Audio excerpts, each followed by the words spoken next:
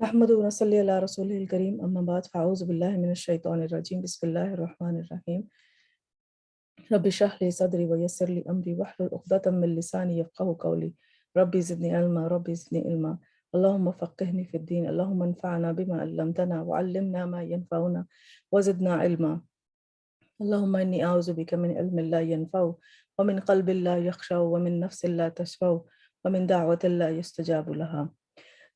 अस्सलामु अलैकुम वरहमतुल्लाहि वबरकातुहू।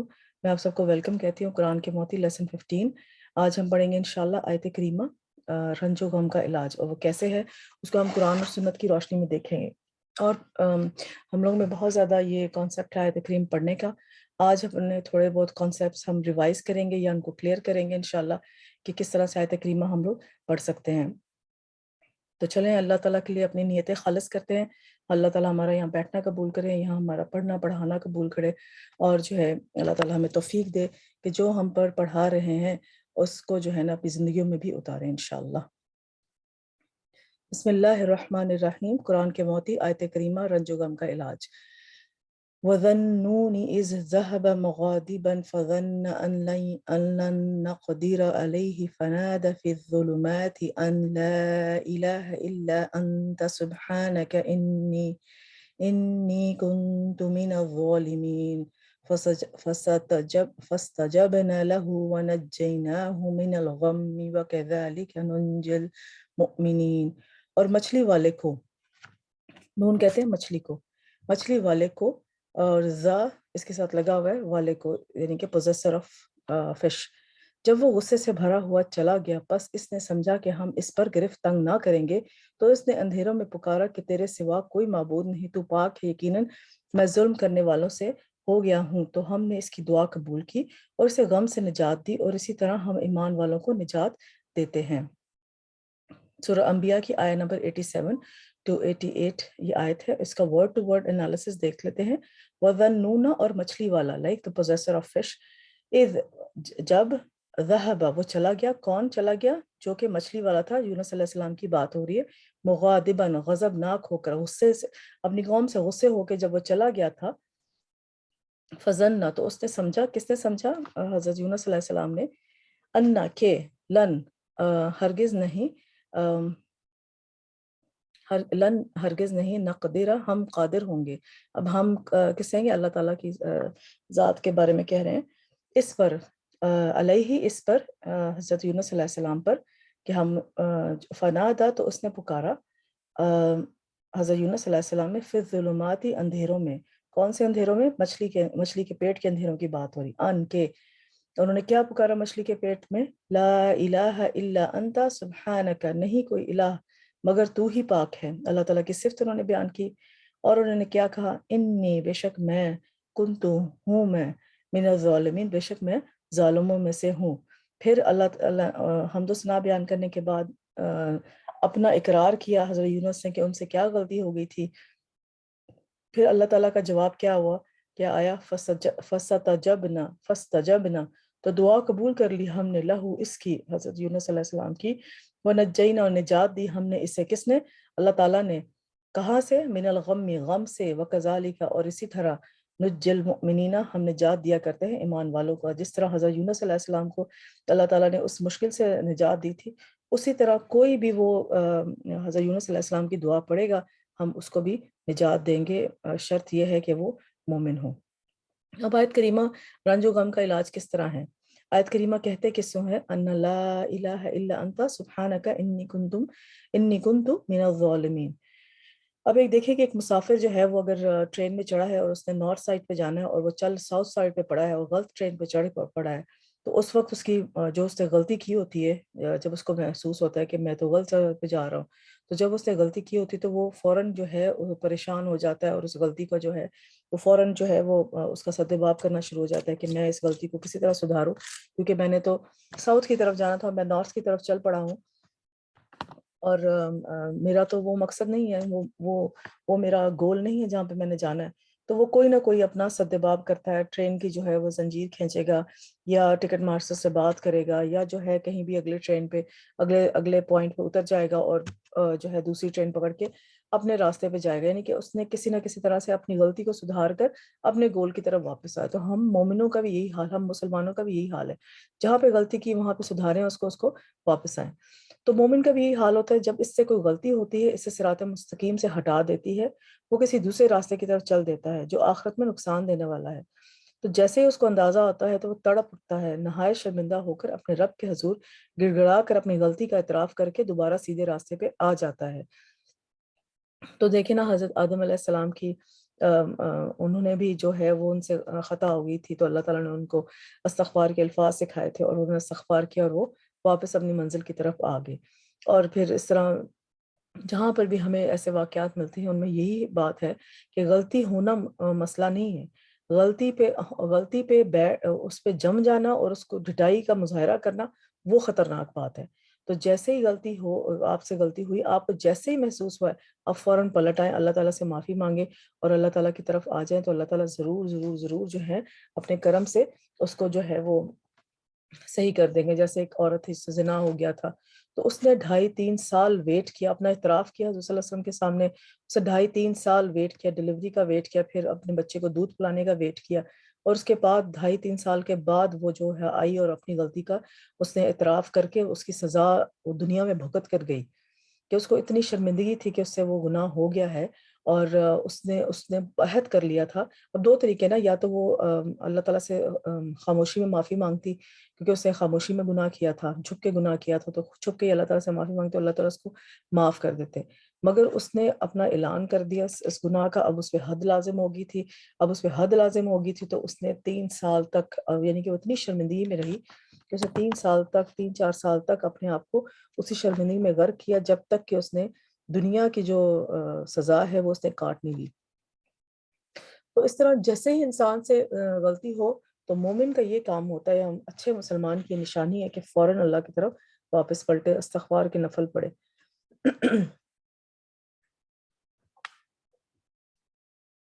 اب اس میں ایک شرط یہ بھی ہے کہ دعا کی قبولیت کی یہ شرط ہے کہ آدمی سنجیدگی اور توجہ سے دعا مانگے، پورے دل سے مانگے اور اپنے قول و قرار پر غور کرے۔ اور جب انسان کے دل اور زبان میں موافقت پیدا ہو جاتی ہے، یعنی کہ جو اس کا دل اگر شرمندہ ہے تو بے دہانی سے بیٹھ کے استغفر اللہ نہیں پڑھنا چاہیے، یعنی کہ پورے اس شرمندگی میں غرق ہو کے کہ ہم سے یہ گناہ ہو گیا ہے، اللہ تعالیٰ ہمیں معاف کر دے، تو ہی معاف کرنے والا ہے، تو پھر انسان کے جو ہے انسان اپنے اندر تبدیلی محسوس کرتا ہے اور اس رنج و غم سے وہ نجات ملتی ہے۔ تو آئیں دیکھتے ہیں یونس علیہ السلام کا کیا واقعہ تھا۔ یہ قصہ اس مقام کے علاوہ سورہ انبیاء کے علاوہ سورہ صافات اور سورہ قلم میں بھی بیان کیا گیا ہے۔ تو اللہ تعالیٰ کا بڑا خوبصورت طریقہ ہے قرآن میں جو ساری ایونٹس وغیرہ اللہ تعالیٰ ڈسکرائب کرتے ہیں، اس کا بڑا خوبصورت طریقہ ہے اللہ تعالیٰ کا بیان کرنے کا۔ جہاں پہ جس طرح کی ضرورت ہوتی ہے نا، تو اس مقام پہ وہ بات کر دیتے ہیں اللہ تعالیٰ۔ تو ایک بات کو آپ نے دیکھا ہوگا قرآن میں ایک بات کو بار بار بار بار ریپیٹ کیا ہوا ہے۔ اس کی پہلی اہم وجہ یہ ہے کہ انسان بھول جاتا ہے، ٹھیک ہے۔ اب 1 پارے سے لے کے 30 پارے تک انسان جو پہلے پارے میں بات پڑھی ہوگی وہ 30ویں پارے تک آتے آتے وہ بھول جائے گا۔ تو اللہ تعالیٰ کچھ باتیں جو کہ انسان کو بار بار بھول جاتی ہیں، اللہ تعالیٰ اس بات کو بار بار ریپیٹ کرتے ہیں پورے قرآن میں، تاکہ انسان بھولے نہ۔ اور دوسرا یہ ہوتا ہے کہ جو بھی ایونٹ جس کے بھی کانٹیکس میں وہ بات ہو رہی ہوتی ہے، اللہ تعالیٰ اس کانٹیکس میں وہ بات ڈال دیتے ہیں، ٹھیک ہے نا، تاکہ وہ ہر کانٹیکس سے، کیونکہ ایک ہی کوئی بات ہوگی اس میں 3 4 لیسنز ہوں گے، تو جس کانٹیکس میں وہ بات آئی اس لیسن کے حساب سے وہ بات اللہ تعالیٰ اس میں ڈال دیں گے، تاکہ ہمیں اس کے جو 3 4 لیسنز ایک ہی بات کے ہیں وہ ہمیں مختلف جگہ پہ ملتے رہیں۔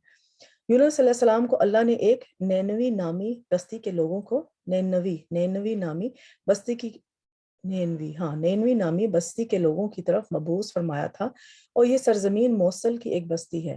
آپ نے یونس علیہ السلام نے انہیں اللہ کی دعوت دی، مگر انہوں نے اسے قبول کرنے سے انکار کرتے ہوئے اس کفر پر اصرار کیا۔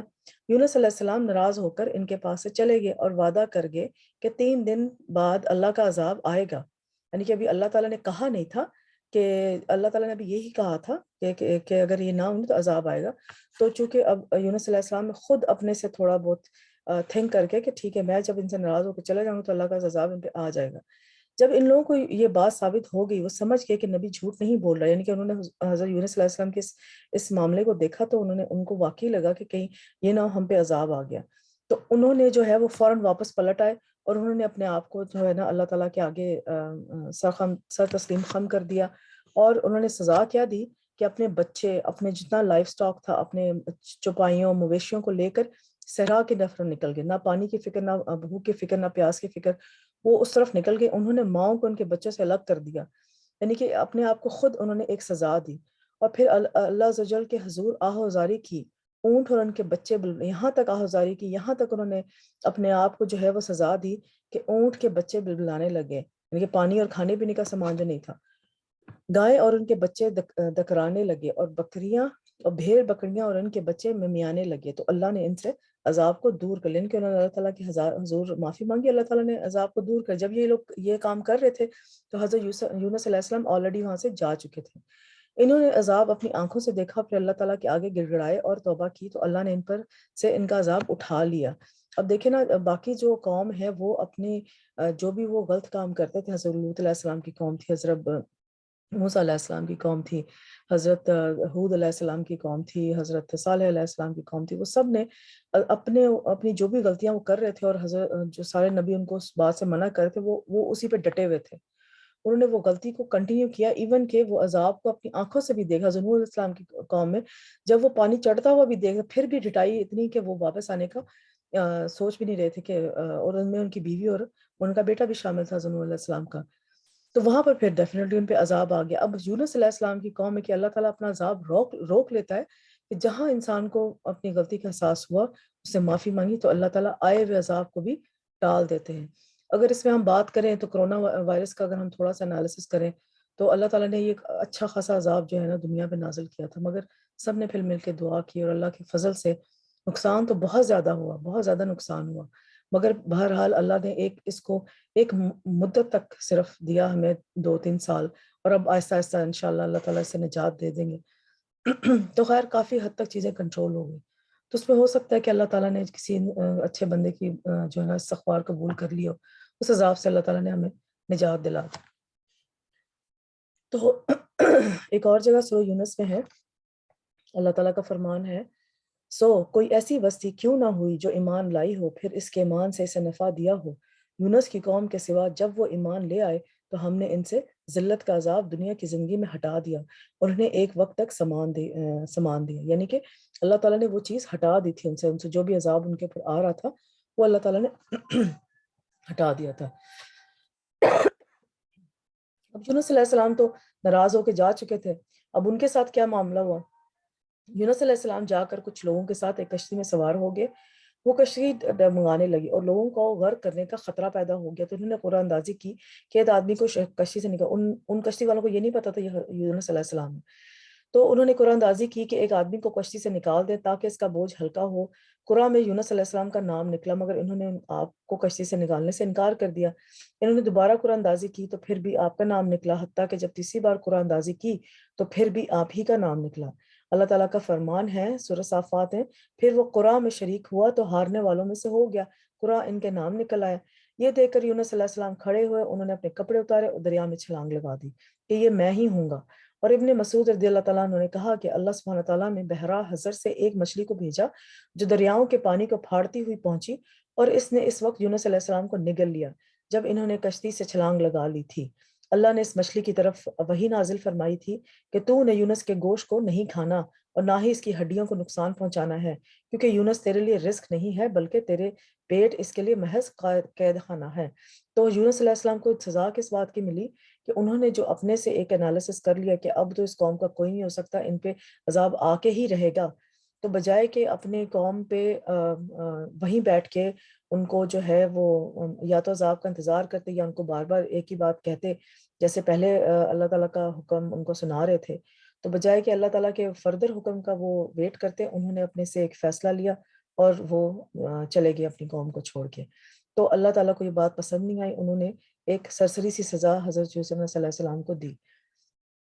اب دیکھیں نا، اگر کوئی انسان ویسے بھی بغیر چبائے کوئی چیز پیٹ میں نگل لے تو پیٹ آگے کیا کرتا ہے، وہ اپنا کام کرتا ہے اور اپنے جتنے بھی ہضم کرنے والے انزائمز یا کیمیکلز ہیں، جتنے بھی ڈائجسٹو انزائمز ہیں، ان کی مدد سے ہمیں نہیں پتا ہوتا، ہم کوئی آرڈر تو نہیں کر رہے ہوتے نا اپنے انزائمز کو، جوسز کو کہ بھائی تم اس کو ڈائجسٹ کرو، تو بہرحال اللہ نے نہ صرف مچھلی کے دانتوں کو حکم دیا کہ اس کو چبانا نہیں ہے، بلکہ اللہ تعالیٰ نے وہ سارے ڈائجسٹو انزائمز جو جوسز سے ان کو بھی حکم دیا کہ تم نے جو ہے نا اس کو ڈائجسٹ نہیں کرنا۔ تو سبحان اللہ، اگر ہم تھوڑا سا وہ ڈیپ اس طرح سوچیں تو کہاں کہاں پہ اللہ تعالیٰ کے حکم سے کام ہو رہے ہوتے، ایون کہ ہمارے پیٹ کے اندر ہمیں پتہ بھی نہیں ہوتا، 7 اندھیروں میں بھی جو کام ہو رہے ہوتے اس پہ بھی اللہ کی مرضی شامل ہوتی۔ اگر اللہ کی مرضی ہوگی تو اللہ تعالیٰ اس چیز کو ہمارے لیے فائدہ مند بنا کے ہمارے جسموں تک، ہماری ہڈیوں تک، ہمارے گوشت تک پہنچا دے گا۔ اگر نہیں ہوگی تو اللہ تعالیٰ اس کو ویسٹ کر دیں گے۔ اس لیے کھانا کھانے سے پہلے ضرور اللہ کا شکر ادا کر کے بسم اللہ الرحمن الرحیم پڑھا کریں، تاکہ جو کام کی چیز ہے وہ ہمارے اندر داخل ہو اور جو بیکار چیز ہے وہ ہم سے دور ہو جائیں۔ چلیں، یہ تو سائڈ پوائنٹ تھا۔ دیگر آیات میں اس واقعے کی تفصیل کچھ یوں ہے سورہ صافات میں: اور بلا شبہ یونس یقیناً رسولوں میں تھا، جب وہ بھری ہوئی کشتی کی طرف بھاگ کر گیا، پھر وہ قرآ میں شریک ہوا تو بھارنے والوں میں سے ہو گیا، پھر مچھلی نے اسے نگل لیا اس حال میں کہ وہ مستحق ملامت تھا۔ ایک کثیر تعداد کا ایمان قبول کرنا، اللہ کا خوبصورت انداز میں یونس علیہ السلام کا قصہ بیان کرنا۔ وَذَنُّونَ، مچھلی والا، ان کے پوزیسر آف مچھلی والا۔ ذنون سے مراد یونس علیہ السلام ہے۔ نون مچھلی کو کہتے ہیں چونکہ مچھلی نے انہیں اللہ کے حکم سے نگل لیا تھا، اس لیے اللہ نے اس لقب کے ساتھ ان کا ذکر فرمایا۔ یعنی ہمارے بندے اور ہمارے رسول ذنون یعنی یونس کو خوبصورت ذکر اور اچھی تعریف کے ساتھ یاد کریں۔ فَظَنَّ أَن لَن نَقْدِرَ عَلَيْهِ، نقدر علیہ کہ ہم نے ان کا رزق تنگ کر دیتے ہیں، ہم اس طرح اس کو سزا دیتے ہیں۔ فنادى في الظلمات، اندھیروں میں تو اس نے پکارا اندھیروں میں۔ کس نے پکارا؟ حضرت یونس علیہ السلام۔ تو دیکھتے ہیں کون کون سا اندھیرا تھا۔ ایک تو رات کا اندھیرا تھا، ٹھیک ہے، پھر سمندر کا اپنا ایک اندھیرا ہوتا ہے، پھر مچھلی کے پیٹ کا اندھیرا۔ 3 اندھیروں میں کوئی انسان ہو اور وہاں سے بچ کے واپس آ جائے تو یہ تو اللہ تعالیٰ کی معجزہ ہی ہے نا۔ یونس علیہ السلام نے اللہ تعالیٰ کی کامل الوہیت کا اقرار کرتے ہوئے پکارا، اللہ کی ذات کو ہر نقص، ہر عیب اور ہر آفت سے منزہ اور پاک قرار دیا اور اپنے ظلم اور جرم کا اعتراف کیا۔ تو غلطی کا درست کرنے سے سب سے پہلے ہمارا کام ہے کہ اللہ تعالیٰ کی حمد و ثنا کریں اور اپنے آپ کو جو ہے نا وہ کہیں کہ ہم نے اپنی نفس پہ ظلم کیا، ہم نے جو ہے وہ ہم غلطی کرنے والے ہیں۔ اللہ تعالیٰ اپنی غلطی کا اعتراف کریں، اللہ تعالیٰ کے حضور رکھیں اپنی غلطی کو کہ میں نے یہ غلطی کی ہے۔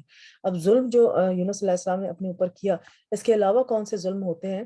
انسان اور اللہ تعالیٰ کے درمیان ظلم، جیسے شرک کرنا، انسان کا اپنے اور اپنے لوگوں کے درمیان ظلم کرنا، لائک حقوق العباد میں کوئی کوتاہی کرنا، انسان کا اپنے اور اپنے نفس کے درمیان ظلم کرنا، اپنے نفس کے اوپر ظلم کرنا کہ انسان غلطیوں پہ غلطی کرتا چلا جائے، یہ نفس پہ ظلم ہے، اور اپنے بینک جو ہے وہ گناہوں سے بھرتا جائے، یہ اپنے آپ پہ ظلم ہے۔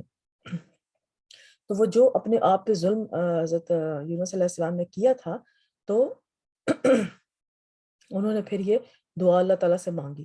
پھر اللہ تعالیٰ نے جب انہوں نے بالکل شرمندہ ہو کے اپنے ظلم کا اقرار کر کے اللہ تعالیٰ کی حمد و ثنا بیان کر کے اقرار کیا تو اللہ تعالیٰ کا آگے کیا رویہ تھا؟ تو ہم نے اس کی دعا قبول کر لی اور ہم نے اسے غم سے نجات دے دی، اور اسی طرح ہم مومنوں کو نجات دیتے ہیں۔ لا الہ الا انت سبحانک انی کنت من الظالمین۔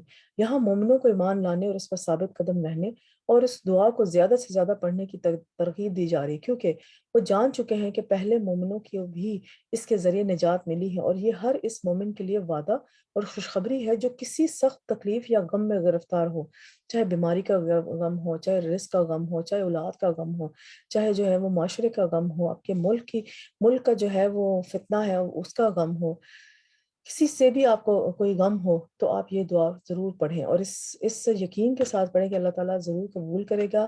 استغفار کی ایک فارم ہے، اور اپنے آپ کو حاضر کریں اللہ کے سامنے کہ ہم نے اپنے آپ پر ظلم کیا ہے، کہ گناہوں میں ہم نے اضافہ کر کے اپنے آپ پہ ظلم کیا ہے، اور گناہوں کا کفارہ پھر جو انسان کو تو دینا پڑتا ہے کسی نہ کسی صورت میں، یا جو ہے پھر جب آپ یہ ساری باتیں اپنے مائنڈ میں رکھ کے کسی بھی، فار ایگزامپل کوئی شخص بیمار ہے اور اس بیمار کے لیے ہم سب جو ہے مل کے دعا کر رہے ہیں، تو یہ دعا بہت کثرت سے کریں کہ یا اللہ ہم سے جو اپنے آپ پر ظلم ہو گیا جانے اور انجانے میں، تو اللہ تعالیٰ اس سے ہمیں نجات دے اور ہماری دعاؤں کو قبول کریں، اور اس عذاب کو ہم سے اس بیماری کو جو ہے ہم سے دور فرما دے۔ کیونکہ خاندان جو جڑے ہوئے خاندان ہوتے ہیں نا، ان میں جو ہے اگر ایک بندہ بھی بیمار ہو جائے تو چاہے وہ آپ کے ساتھ رہتا ہو یا نہ رہتا ہو، ٹھیک ہے نا، ایک بندہ بھی اس میں بیمار ہو جائے تو وہ آزمائش سب کے لیے ہوتی ہے، وہ ایک اس بیمار بندے کے لیے آزمائش نہیں ہوتی۔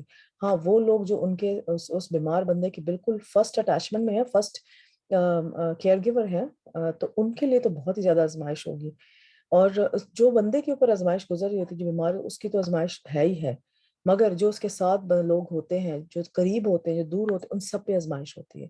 تو اس آزمائش کے وقت میں ہر کوئی اپنے گناہ کی معافی مانگ کے اللہ کے آگے گڑ گڑائے کہ اللہ تعالیٰ اس بیماری سے، اس وبال سے ہماری جان چھڑا دے۔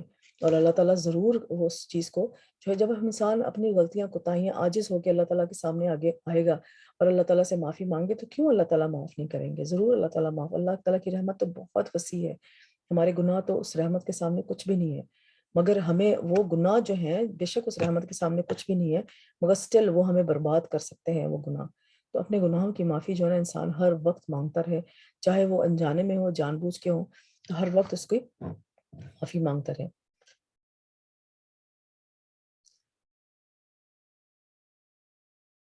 اللہ ایمان لانے کی وجہ سے اس کو اس تکلیف سے نجات دے دے گا، اور اس سے اس تکلیف کو دور کر دے گا، اور اس کی تکلیف میں کمی کر دے گا، جیسا کہ اللہ تعالیٰ نے سورہ یونس علیہ السلام کے ساتھ کیا۔ اب اس میں دیکھیں، لا الہ الا انت سبحانک انی کنت من الظالمین، پہلے جو تھی وہ اللہ تعالیٰ کی تعریف بیان ہو رہی، تحلیل اور تسبیح کی بدولت غموں سے نجات ملنا۔ تو اس میں ایک اور بات یہ بھی ثابت ہوتی ہے کہ جب ہم اللہ تعالیٰ کی تعریف کریں گے، تسبیح کریں گے، تو اللہ تعالیٰ ہمیں غموں کو سے نجات دیں گے، اور وہ کچھ بھی غم کچھ بھی ہو سکتے ہیں، آپ کو ویسے ہی کوئی سٹریس ہو سکتا ہے، بچوں کا غم، کسی قسم کا بھی غم۔ تو تحلیل کیا ہے؟ لا الہ الا اللہ۔ تسبیح کیا ہے؟ سبحانک اللہم، سبحانک۔ تحلیل اور تسبیح ہر غم کو دور کر دیتے ہیں، تکلیفوں اور پریشانی سے نجات دلاتے ہیں۔ تو جو شخص اللہ کی کتاب پر ایمان لائے، یعنی کہ اللہ کے ایمانیات پہ پورا یقین رکھے دل کے ساتھ، اور اللہ پہ توکل کرے، تو اسی کی تحلیل اور تسبیح جو ہے وہ قبول ہوتی ہے۔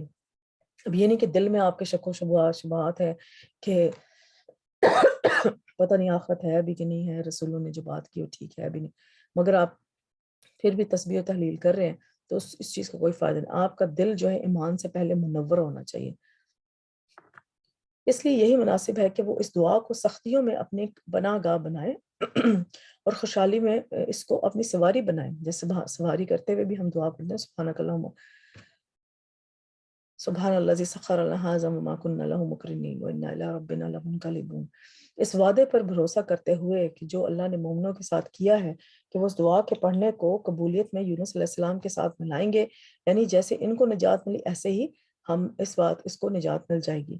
تو اللہ کا فرمان ہے فاستجبنا له ونجیناہ من الغم وکذالک ننجی من المؤمنین۔ تو اللہ تعالیٰ نے اس پکارنے والے کی دعا سن لی اور اس کو جو ہے نجات دے دی، اور اللہ تعالیٰ اس کے ذریعے نجات دے دی، کس سے؟ غم سے۔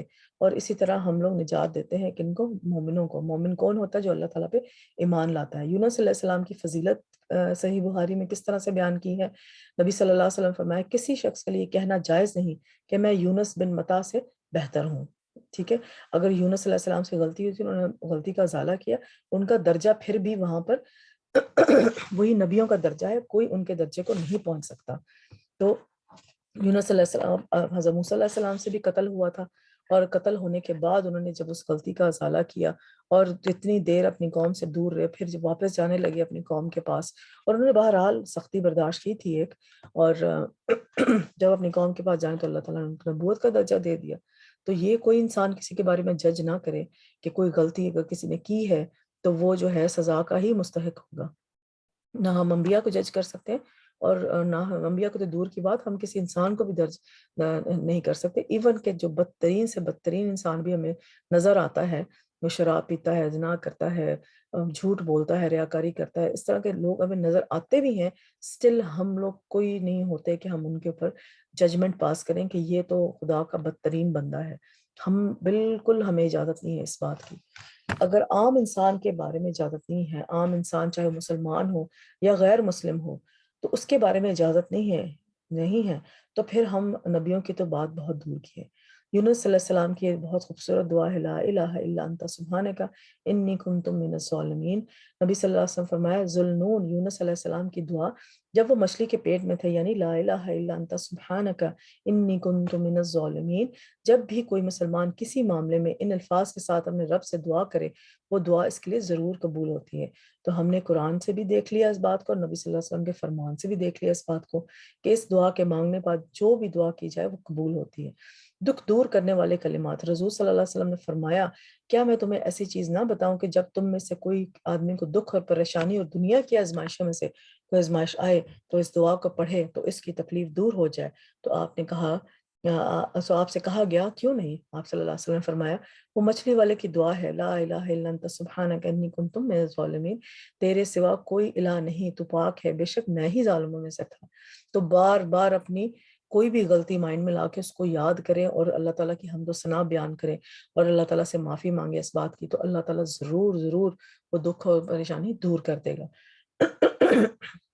اکثر ہمارے معاشرے میں کیا ہوتا ہے کہ دعا صرف سکھا دی جاتی ہے، عربی کے کچھ لفظ سکھا دی جاتے ہیں، تو وہ سکھا تو ٹھیک ہے، انسان سیکھ تو لیتا ہے، اچھی بات ہے، انشاءاللہ اللہ توفیق بھی دیں گے کہ اس کو سمجھ لے، مگر بغیر سمجھے جو دعا مانگی جائے نا، اس کا اتنا اثر نہیں ہوتا جو کہ ہم سمجھ کے مانگتے ہیں دعا۔ تو اس دعا کو اگر مانگنا ہے تو اس کو سمجھنا بہت ضروری ہے کہ اس میں ہو کیا رہا ہے، اس کے پیچھے پس منظر کیا ہے، اور آگے ہمارے لیے سبق کیا ہے اس دعا میں۔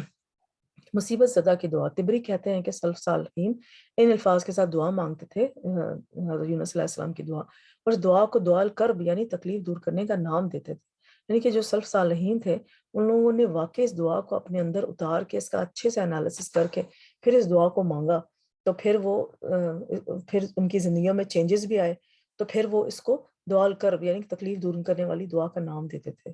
تو انہوں نے اپنی لائف ایکسپیرینس میں، پریکٹیکل ایکسپیرینس میں یہ بات سیکھی کہ کیسے یہ دعا جو ہے وہ تکلیف کو دور کرتی ہیں۔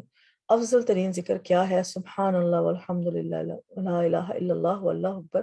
افضل ترین ذکر ہے کہ بندہ اس کو پریشانیوں اور غموں میں چھٹکارا ملتا ہے۔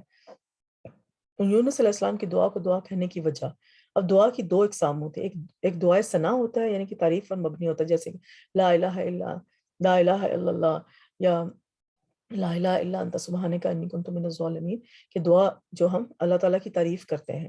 اور دوسری دعا کیا ہے؟ جو درخواست پہ، یعنی کہ ہم نے اپنی کوئی مشکل ہے، کوئی حاجت ہے، وہ اللہ تعالیٰ سے طلب کریں۔ اب دعا مانگنے کا بھی طریقہ ہے نا، پہلے آپ دعا ثنا سے، ہمیشہ دعا ثنا سے شروع کریں، اس میں آیت الکرسی شامل کریں، آیت الکرسی میں بھی دعا ثنا ہے۔ پھر آپ اس میں جو ہے درود شریف شامل کریں، جو دعا درود شریف کے ساتھ مانگی جاتی ہے اس کے ایکسیپٹ ہونے کے چانسز بہت زیادہ ہوتے ہیں۔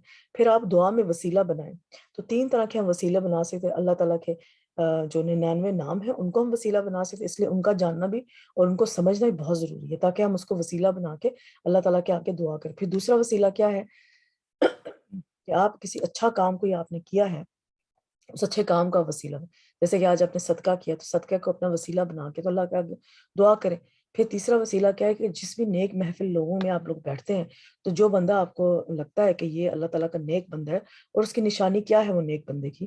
اب پہلے تو میں بتاؤں کہ وہ وسیلہ آپ اس کو بنا کے، میں اس نیک بندے کی محفل میں بیٹھا تھا تو جو ہے مجھے جو ہے میں اس کو وسیلہ بناتا ہوں اور اللہ تعالیٰ سے اپنی دعا طلب کرتا ہوں۔ تو پہلے کیا آ گیا؟ دعائے ثنا آ گئی، آیت الکرسی آ گئی، درود شریف آ گیا، پھر وسیلے آ گئے، پھر آپ اپنی طلب کریں دعا کو، اور پھر اینڈ کریں اپنے اللہ تعالیٰ کی دعا، اللہ تعالیٰ کی حمد و ثنا سے دوبارہ اس کو دعا کو اینڈ کریں، اور جو ہے درود شریف سے اس دعا کو اینڈ کریں۔ اب کیسے پتہ لگے گا جو بندہ وسیلہ ہم بنا رہے ہیں اس بندے کو جو کہ اللہ تعالیٰ کا محبوب، اللہ تعالیٰ کا نیک بندہ ہمیں لگ رہا ہے، اس بندے کو دیکھ کے آپ کو جب اسلام کی یاد آئے، آپ کو جو ہے اپنے دین کی طرف جانے کا دل کرے، اس کا مطلب ہے کہ وہ بندہ جو ہے وہ اللہ تعالیٰ کا نیک بندہ ہے۔ اس دعا کی گنتی متعین نہیں ہے۔ اب ہم لوگ اکثر ہمارے معاشرے میں یہ ہے کہ گنتی کے حساب سے 100 دفعہ پڑھ لیں، 1000 دفعہ پڑھ لیں، 10,000 دفعہ کی تسبیح کر لیں، تو یہ ہمیں سنت سے ثابت نہیں ہے۔ اس دعا کے بارے میں نبی صلی اللہ علیہ وسلم کی طرف سے کوئی محدود گنتی وارد نہیں ہے، تو یہی لازم ہے کہ اس کو کوئی حد بندی مقرر نہ کی جائے۔ اب اسلام میں کچھ چیزوں کی ہمیں تعداد بتائی گئی ہے کہ اس تعداد کے مطابق ہم اپنا جو ہے اپنی کر لیں۔ جیسے نماز کے بعد کی تعداد ہمیں پتہ ہے کہ سبحان اللہ والحمد للہ اللہ اکبر، اس کی تعداد ہمیں پتہ ہے کہ اس کو کتنی دفعہ پڑھنا ہے، 33 33 34 دفعہ۔ رات کو سونے سے پہلے اپنا جو فٹیگ کا جو آپ تھک جاتے ہیں، تو حضرت فاطمہ کو جیسے حضور صلی اللہ علیہ وسلم فرمائی تھے کہ سبحان اللہ الحمد للہ لا الہ، اور شاید استغفر اللہ بھی مجھے بھول گیا، سوری، ٹھیک ہے، مگر سبحان اللہ الحمد للہ اللہ کو اکبر، یہ تینوں چیزیں ضرور پڑھنی ہے 33 33 34 ٹائمز۔ تو جو ہے یہ اور جیسے صبح شام کی دعاؤں میں 100 دفعہ سبحان اللہ و بحمدہ استغفر اللہ کا جو ہے وہ آپ نے کرنا ہے. تو جن کی تعداد بتائی گئی اس کو تعداد کے ساتھ پڑھیں، اور تعداد کے اوپر ہی پڑھنے تو کوئی حرج نہیں ہے. مگر جن کی تعداد نہیں بتائی گئی اور جو سنت سے ثابت نہیں ہے اس کو پلیز مت کریں، وہ بدعت ہے.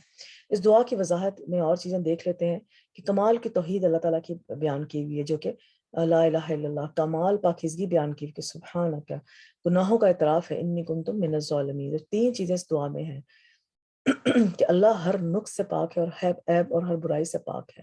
تو اللہ تعالیٰ کی تعریف ہے، اس میں دعا ثنا ہم لوگ کر رہے ہیں زیادہ تر، اور اپنی غلطی کا اعتراف کر رہے ہیں. ٹھیک ہے، اس دعا میں 4 چیزوں کو وسیلہ بنایا گیا ہے. ایک تو توحید کو کہ اللہ کا نام ہے، اللہ کا نام ہے کہ اللہ تعالیٰ کے سوا کوئی معبود نہیں.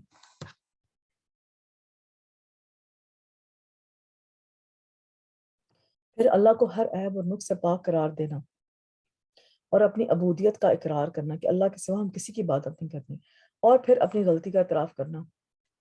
ٹھیک ہے، تو ان چیزوں کو وسیلہ بنا کے آپ اپنی دعا مانگ سکتے ہیں. دعا کی قبولیت کے اسباب.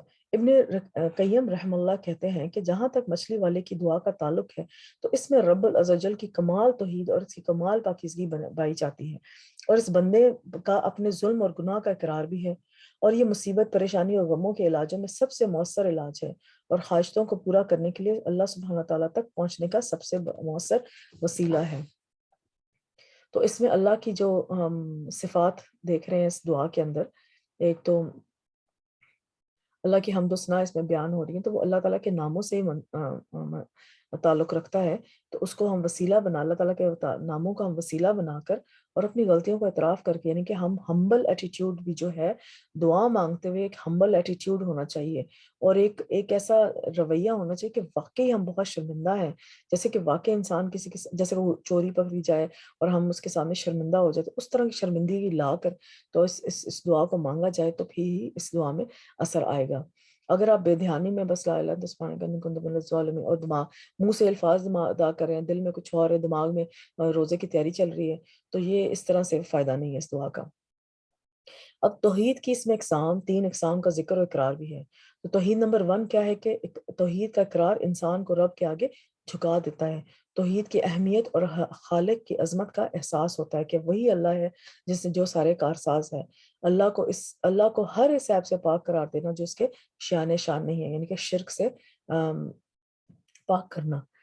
سبحان اللہ یہ لفظ تسبیح سے لیا گیا ہے، اور اس کا مطلب اللہ کی پاکیزگی بیان کرنا ہے. اللہ تعالیٰ اپنے افعال اور اقوال میں ہر عیب و نقص سے پاک ہے، اور اللہ ہر اس چیز سے پاک ہے جو اس کی شان کے لائق نہیں، اور اللہ تعالیٰ سے ہر وہ چیز بعید ہے جو اللہ عز و جل کی قدر اور اس کے مرتبے اور اس کے مقام کے برابر نہیں.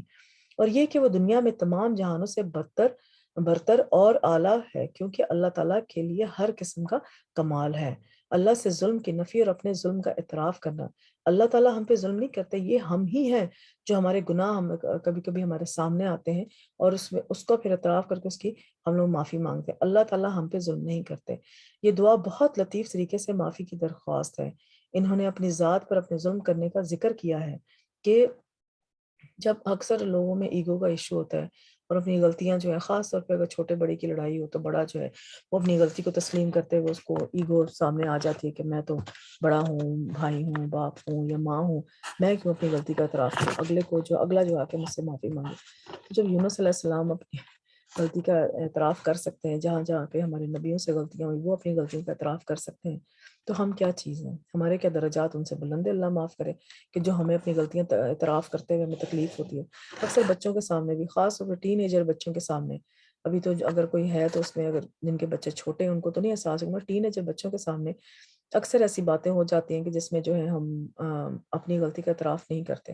تو ٹھیک ہے، اگر آپ کو بہت ہی آپ کی ایگو آپ کو تنگ کر رہی ہیں، بٹ ایٹ لیسٹ آپ تھوڑا سا، اگلے بچے بھی سمجھدار ہیں ماشاءاللہ ہوتے ہیں، تھوڑا سا ان کو ہٹ دیں کہ ہاں ٹھیک ہے آئندہ ایسے نہیں ہوگا انشاءاللہ. مگر یہ ہے کہ آپ آگے سے جو بھی آپ کی بات ہے وہ کنٹینیو کریں. مگر یہ ہے کہ اپنی یہ ٹین ایجر بچوں کو تربیت میں بہت بڑا ایک پوائنٹ ہے کہ اپنی غلطی کا اعتراف، اگر بڑوں سے کوئی غلطی ہو گئی ہے تو اس میں بچہ بڑا جو ہے وہ اپنے ٹین ایجرز کے سامنے اپنی غلطی کا اعتراف کریں. کیونکہ ایک تو یہ ٹین ایجرز میں بھی ایگو کا ایشو ہوتا ہے، پھر آپ ہی اپنی ایگو کا ایشو لے کے آ جائیں گے تو وہ پھر جو ہے نا وہ معاملہ پھر اور خراب ہو جائے گا، بچے ہم سے دور ہو جائیں گے۔ تو اس میں ٹپ ایک یہی ہے کہ اگر آپ اچھے طریقے سے وہ آپ کی انسلٹ نہ کریں وہ بچے آپ کی، تو آپ خود ہی بیلنس کریں کہ کس طرح سے میں بات کروں گی کہ میری انسلٹ بھی نہ ہو اور اگلے کو پتہ بھی لگ جائے کہ میں جو ہوں وہ اپنی مسٹیک کو ریئلائز کر رہی ہوں یا کر رہا ہوں۔ تو یہ پھر تو اس میں یہی بات سوچا کہ جب انبیاء نے اپنی مسٹیکس کا ریئلائز کر کے معافی مانگی اللہ تعالیٰ سے، آپ اللہ سے بھی معافی مانگے اور اس بچے سے بھی، تو پھر وہ جو ہے نا اگر آپ اپنی ایگو سے تھوڑا ڈاؤن آئیں گے تو بچے بھی پھر اس بات کو دیکھیں گے، اچھا ٹھیک ہے، اسٹل پیرنٹس ہی آئیڈیلائز کرتے ہیں وہ اپنی لائف میں، چاہے جیسا مرضی پیرنٹ ہو تو وہ پیرنٹس کو ہی آئیڈیلائز کرتے ہیں اپنی لائف میں۔ تو جب وہ بچے دیکھیں گے پیرنٹس کو اس طرح کرتے ہوئے تو وہ خود بھی اس طرح کے کام کریں گے، اپنی ایگو کو جو ہے نا وہ لے کر نہیں آئیں گے۔ بڑا ڈیفیکلٹ ٹائم ہوتا ہے وہ ٹین ایجرس کا، جس میں وہ اپنی ایگو میں زیادہ تر بچے جو ہے نا وہ اپنی ایگو میں رہتے ہیں اور ان سے ان کو نکالنا بڑا مشکل کام ہوتا ہے۔ تو ایک ٹپ ہے آپ یوز کر سکتے ہیں، ہو سکتا ہے آپ کے کام آئے۔ پھر دیکھتے ہیں کہ اپنے گناہوں کا اعتراف کرنا حاجت پوری کرنے کا سب سے افضل دروازہ ہے۔ بندے کو اپنے گناہوں اور غلطیوں کو اقرار کرنا چاہیے اور اللہ سے درگزر اور معافی طلب کرنی چاہیے۔ اب کبھی کبھی ہمیں ہوتا ہے کہ پتہ نہیں ہم نے تو گناہ کو کیا ہی نہیں ہے، یہ نہیں سوچنا چاہیے، گناہ انسان سے کچھ نہ کچھ جانے میں انجانے میں ہو جاتا ہے۔ تو اللہ تعالیٰ سے یہ دعا کریں کہ جانے انجانے میں جو بھی ہم سے گناہ ہوئے مجھ سے معاف کر دیں۔ تو جو اس نے دنیا میں کی ہے غلطیاں یا اس کی آرزوؤں اور حاجات کو پورا کرنے کے لیے اور تکالیف کو دور کرنے کے لیے اللہ کے ہاں سب سے بہتر اور افضل دروازہ ہے کہ آپ اپنے گناہوں ہمبل ہو جائیں، ہمبل ایٹیٹیوڈ آگے سامنے اختیار کریں۔ اب دیکھیں نا، آپ خود سمپل ایک ایگزامپل لیں، ایک بچہ ہے اس نے غلطی کی ہے، وہ آگے آ کے آپ کو بس پورے طریقے سے کہتا ہے اچھا سوری میں دوبارہ نہیں کروں گا، تو وہ آپ کو سوری اس کا اچھا لگے گا کہ یا آ کے وہ آپ کو پیار کر رہا ہے اور آپ کو ہگ کر رہا ہے اور پھر سوری کہہ رہا ہے اور آپ کو جو ہے آپ کے یعنی کہ فار ایگزامپل آپ کو مساج کرنا شروع کر دیا ہے کہ میں اور کس کرنا شروع کر دیا میں، تو کون سا سوری آپ کو زیادہ اچھا لگا؟ ظاہر بات ہے جو بچہ پیار سے کر رہا ہے۔ تو ہمبل ایٹیٹیوڈ اللہ تعالیٰ کو بھی پسند ہے، اگر ہمیں پسند تو اللہ تعالیٰ کو بھی پسند ہے۔ تو ہم اپنے آپ کو نیچا گرا کر اللہ تعالیٰ کے آگے ہمبل ہو کر اور اپنی غلطیوں کا اعتراف کر کے اللہ تعالیٰ سے معافی مانگے تو اللہ تعالیٰ ضرور ہمیں معاف کر دیں گے۔ اور یہاں توبہ کی ایک شرط کی دلیل بھی پائی جاتی ہے، وہ اپنے گناہوں اور نافرمانی کا اقرار کرنا ہے کہ توبہ کے مختلف سٹیپس ہیں۔ ایک تو آپ ریئلائز کریں، سب سے پہلے تو آپ کو ریئلائز ہوگا کہ آپ نے غلط کام کیا، پھر اس کو جو ہے شرمندہ ہو کے اللہ تعالیٰ کے سامنے بیان کر کے اللہ تعالیٰ میں شرمندہ ہوں اس کے میں نے یہ مجھ سے غلطی ہو گئی ہے، پھر اس کو جو ہے نہ کریں، دوبارہ نہ کرنے کا عہد کریں کہ انشاءاللہ اللہ تعالیٰ میں دوبارہ نہیں کروں گا۔ ٹھیک ہے، یہ جو 3-4 باتیں ہیں اس کے بعد پھر توبہ قبول ہوتی ہے، اس کے علاوہ توبہ قبول نہیں ہوتی کہ آپ بار بار وہ گناہ کرتے جائیں، اس کو ریئلائز بھی نہ کریں اور آپ کہیں کہ میں توبہ کرتی ہوں، تو یہ توبہ نہیں ہے، کہ مذاق ہے۔ سید الاستغفار میں اللہ کی عبودیت اور اپنی زندگی اور گناہوں کا اعتراف۔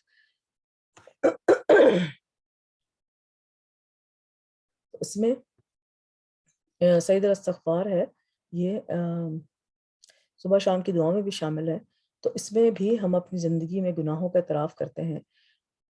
اس کی اردو ہے، چلے مانگ بھی لیتے ہیں اللہ سے دعا۔ اللہم انت ربی لا الہ الا انت خلقتنی وانا عبدک وانا علی عہدک ووعدک ما استطعت اعوذ بک من شر ما صنعت وابوء لک بنعمتک علی وابوء بذنبی فاغفر لی فانہ لا یغفر الذنوب الا انت۔ اے اللہ آپ میرے رب ہیں، آپ کے علاوہ کوئی معبود نہیں، آپ نے مجھے پیدا کیا ہے، میں آپ کا بندہ ہوں اور اپنے عہد اور اپنے وعدے پر حسب استطاعت قائم ہوں۔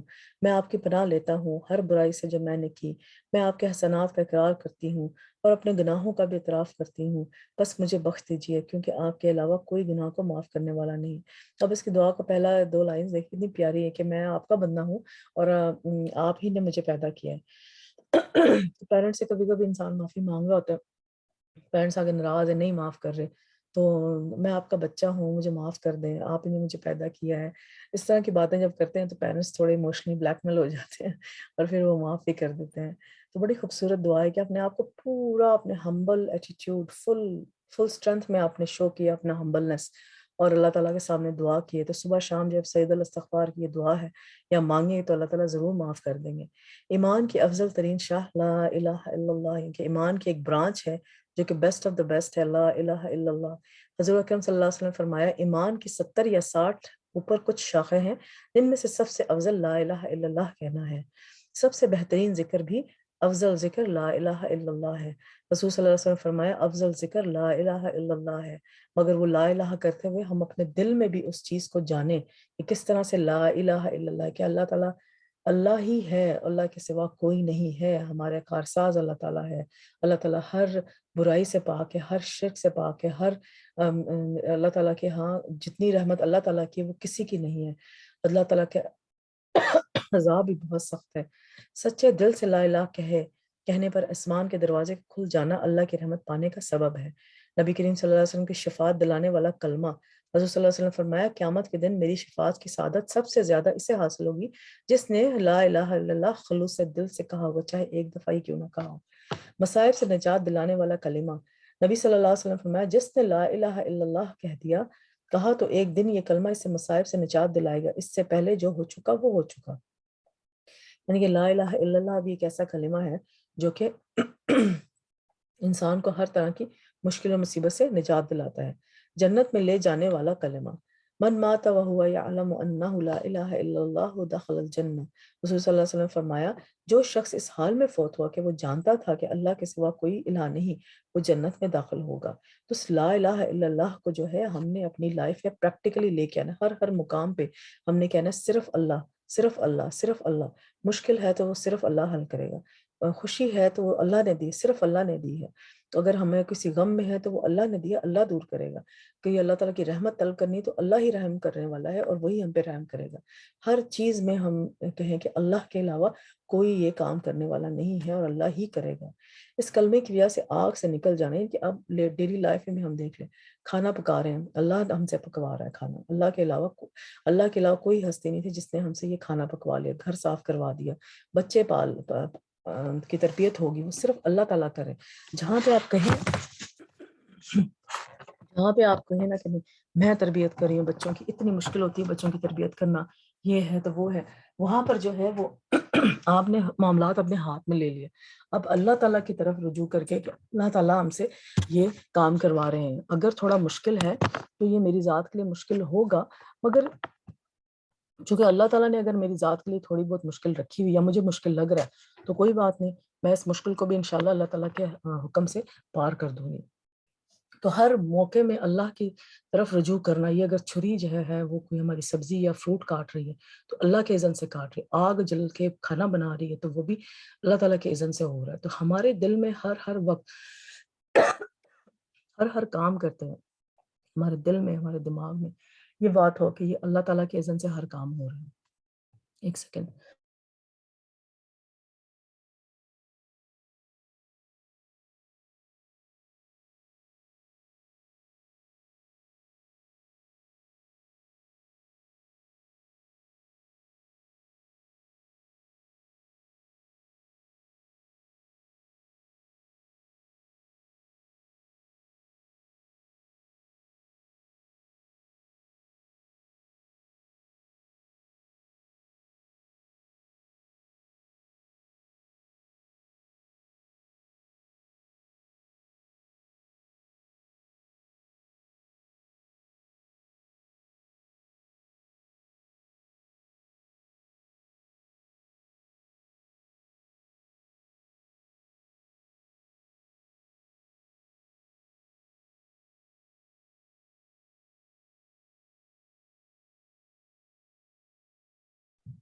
سوری، اس کلمے کی وجہ سے آگ سے نکالا جانا، مرنے والے کو خاص طور پر اس کی تلقین کرنی چاہیے۔ رسول صلی اللہ علیہ وسلم نے فرمایا اپنے مرنے والوں کو لا الہ الا اللہ کی تلقین کرو۔ جو بھی انسان فوت ہو رہا ہو تو بجائے کہ پینک سچویشن کریٹ کرنے کے، اس کے سامنے بیٹھ کے انسان جو ہے یہ کلمہ بار بار اس کلمے کو خود پڑھے، یہ نہ کہے کہ اگلے کو پڑھنے کے لیے نہ کہے، اس میں کیا ہے کہ انسان جو فوت ہو رہا ہوتا ہے وہ بیچارہ ایک تکلیف میں ہوتا ہے، موت کی تکلیف جو ہے نا بہت بڑی ہے۔ تو جب انسان آپ کو لگے کہ اگلا جو ہے فوت ہو رہا ہے، فار ایگزامپل کچھ سی پی آر ہو رہا ہے اور وہ ریکور نہیں کر پا رہا، یا جو ہے وہ اس کی آئی وی لائن نہیں مل رہی تو وہ ریکور نہیں کر پا رہا، تو آپ اس کے سامنے خود چپ کر کے لا الہ پڑھنا شروع کر دیں۔ اس کو کہیں گے تو ہو سکتا ہے وہ اپنی تکلیف کی وجہ سے کوئی ایسے کلمات منہ سے ادا کر دے جس کی وجہ سے وہ اس کے لیے اچھے نہ ہوں، یا کوئی ایسے کفری یا کلمات ادا کر دیں۔ تو بجائے کہ ایک سائیکالوجی ہوتی ہے نا، سائیکالوجی کو سمجھنے کی کوشش کریں کہ اس کے سامنے جو ہے وہ اونچا اونچا لا الہ الا اللہ پڑھنا شروع کر دیں، یا اس کو آپ گلے لگائیں اور لا الہ الا اللہ پڑھنا شروع کر دیں، تو وہ انسان خود ہی جو ہے اس کو وہ اپنے طبیعت کے مطابق پڑھے گا آگے سے وہ لا الہ الا اللہ۔ آپ کو کہنے کے بعد پڑھو پڑھو پڑھو، تو یہ کہنے کی ضرورت نہیں ہے آپ کو۔ رواہ مسلم کی حدیث ہے یہ، سبحانک، تسبیح سے تقدیر بدل جاتی ہے۔ سبحان اللہ، دیکھیں کتنی پیاری بات ہے کہ اللہ تعالیٰ نے تقدیر کا، جیسے پیچھے ہم نے لیسن کیا تھا تقدیر کا، تو اس میں ہے کہ تقدیر میں جو لکھا ہوگا اس کو ہم نے ہر حال میں قبول کرنا ہی کرنا ہے۔ تو اہل علم میں کسی کا کہنا کہ میں نے قرآن میں تسبیح کو تلاش کیا تو میں نے ایک عجیب چیز پائی، میں نے پایا کہ تسبیح تقدیر کو ٹال دیتی ہے، جیسا کہ یونس علیہ السلام کے واقعے میں اللہ تعالیٰ نے فرمایا فَلَوْلَا إِنَّهُ كَانَ مِنَ الْمُسَبِّحِينَ لَلَبِثَ فِي بَطْنِهِ إِلَى يَوْمِ يُبْعَثُونَ۔ پھر اگر یہ بات نہ ہوتی کہ بے شک وہ تسبیح کرنے والوں سے تھا، تو یقیناً اس کے پیٹ میں اس دن تک رہتا جس میں لوگ اٹھائے جائیں گے۔ سبحان اللہ۔ یعنی کہ اللہ تعالیٰ نے اس کی تسبیح، اللہ تعالیٰ نے یہ حکم مچھلی کو دیا ہوا تھا کہ پیٹ میں رکھنا ہے ان کو کھانا نہیں ہے، ان کو ڈائجسٹ نہیں کرنا۔ تو اگر تو وہ اللہ تعالیٰ نے ان کی قسمت میں لکھا ہوا تھا، دیکھیں نا انسان کی قسمت میں جو لکھا ہوتا ہے تو وہ تو ہو کر ہی رہتا ہے، ٹھیک ہے۔ اب اللہ تعالیٰ نے حضرت یونس علیہ السلام کی قسمت میں لکھا ہوتا، اگر وہ تسبیح نہ کرتے تو آج تک بھی وہ پیٹ میں ہوتے اور قیامت کے دن بھی وہ پیٹ سے ہی نکالے جاتے۔ تو یہ اللہ تعالیٰ نے یہ بات یہاں پہ قرآن میں وضاحت کے ساتھ بتائی ہوئی ہے کہ اگر وہ تسبیح کرنے والوں سے نہ ہوتے تو ہم قیامت کے دن تک ان کو اسی میں رکھتے۔ تو دیکھیں تسبیح سے تقدیر بھی بدل جاتی ہے۔ اگر آپ کی تقدیر میں بیماری لکھی ہوئی، اگر آپ کی تقدیر میں رزق کی کمی لکھی ہوئی، اگر آپ کی تقدیر میں اولاد نہیں لکھی ہوئی، تو اللہ تعالیٰ کی حمد و ثنا سے اس چیز کو مانگیں اللہ تعالیٰ سے، ٹھیک ہے۔ ایک تو یہ ہو سکتا ہے کہ ٹھیک ہے اللہ نے لکھا ہوا تو مجھے اس میں رہنا آتا ہے تو میں اس کو فیس کر سکتا ہوں، ٹھیک ہے۔ ایک ہر انسان کو اپنی لائف میں جو ہے نا وہ ایک اسٹیبلائزیشن چاہیے ہوتی ہے، اپنی لائف میں ایک ایزینس چاہیے ہوتی ہے۔ وہ ایزینس کے لیے جو ہے نا پھر اگر ہمیں وہ چاہیے، اگر ہماری تقدیر، ہمیں نہیں پتا کہ ہماری تقدیر میں لکھا ہوا ہے کہ نہیں لکھا ہے، وقتی طور پہ لکھا ہوا ہے کہ ساری عمر کی لکھا ہوا ہے، ہمیں نہیں پتا۔ بہرحال جو بھی تکلیف سے آپ گزر رہے ہو تو اس کو پھر اللہ کے حمد و ثنا اور تسبیح کے ساتھ اس تکلیف کے لیے دعا کریں۔ تو اگر وہ آپ کی زندگی میں ساری عمر کے لیے فار ایگزامپل لکھا ہوا تو تسبیح سے آپ کی وہ تقدیر اللہ تعالیٰ بدل دیں گے۔ تو ایک تو دعائیں تقدیر بدلتی ہیں، اور ایک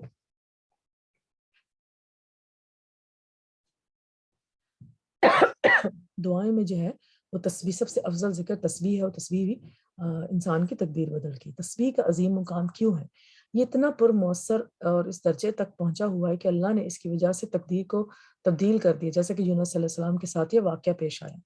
داؤد علیہ السلام کے ساتھ پہاڑوں پرندوں کی تسبیح کرنا، وَسَحَّرَنَا مَعَ دَاوُدَ الْجِبَالَ يُسَبِّحُونَ وَالطَّيْرَ، ہم نے داؤد کے ساتھ پہاڑوں کو مسخر کر دیا جو تسبیح کرتے تھے۔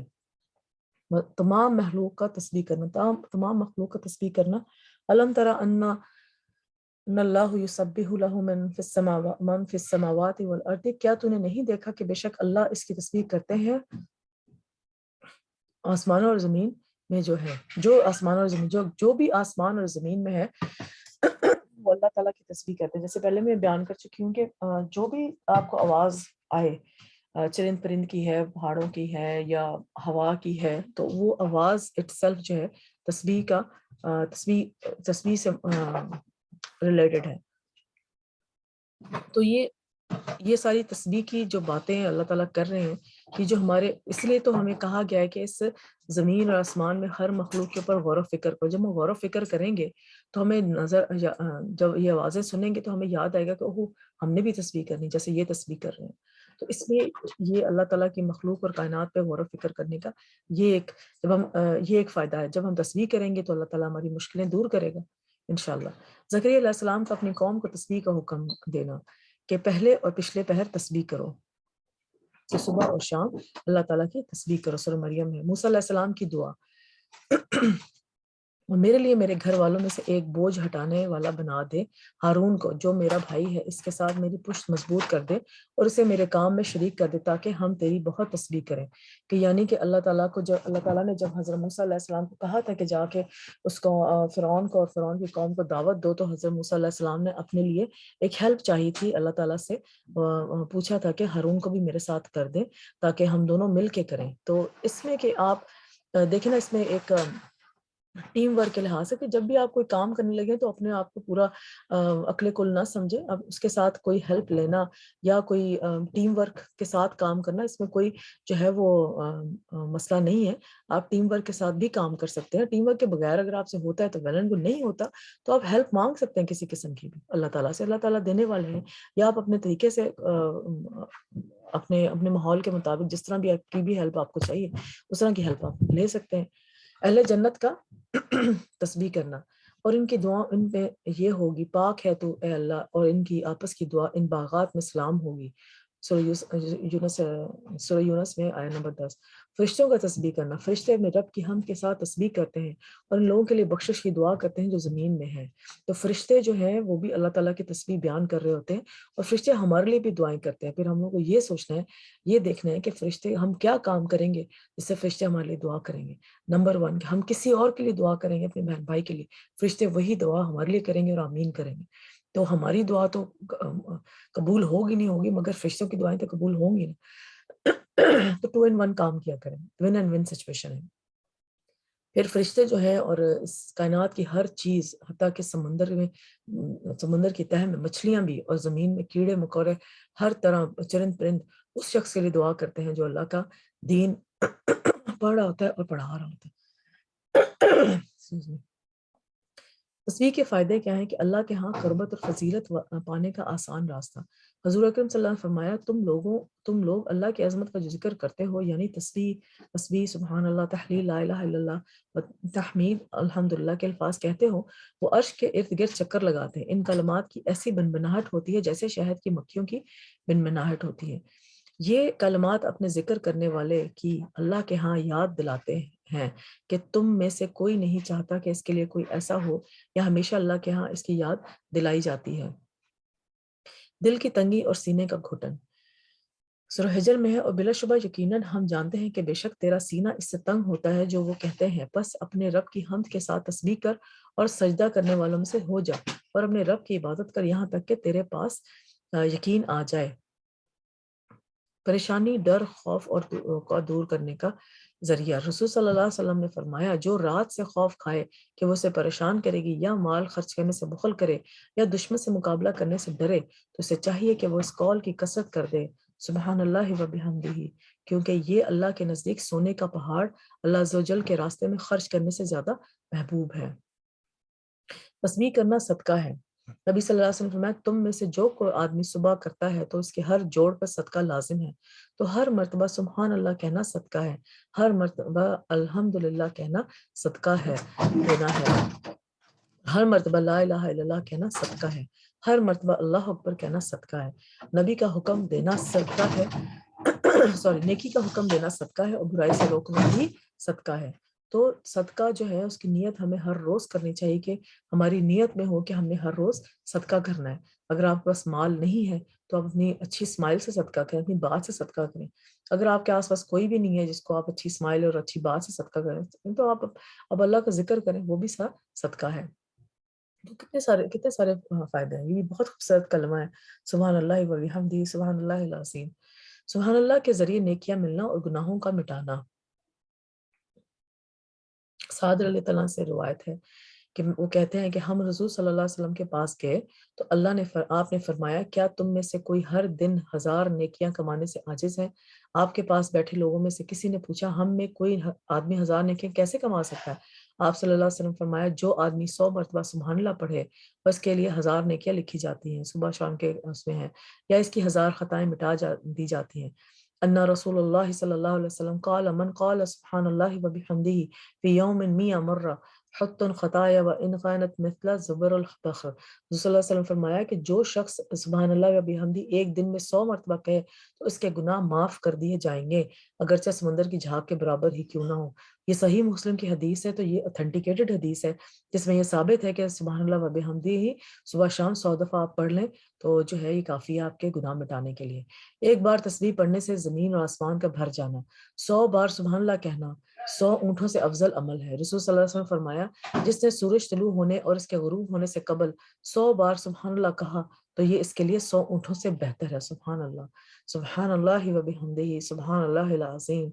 انی کنتم من الظالمین، اس میں پھر ہم یہ بات دوبارہ ریوائز ہے کہ اپنے گناہوں کا اعتراف کرنا، اللہ تعالیٰ کا توبہ کرنے والوں سے محبت کرنا. ان اللہ یحب التوابین یحب المتطہرین، سورہ بقرہ میں ہے بے شک اللہ توبہ کرنے والوں اور پاک رہنے والوں سے محبت کرتا ہے. اللہ کا توبہ کرنے والے انسان سے خوش ہونا.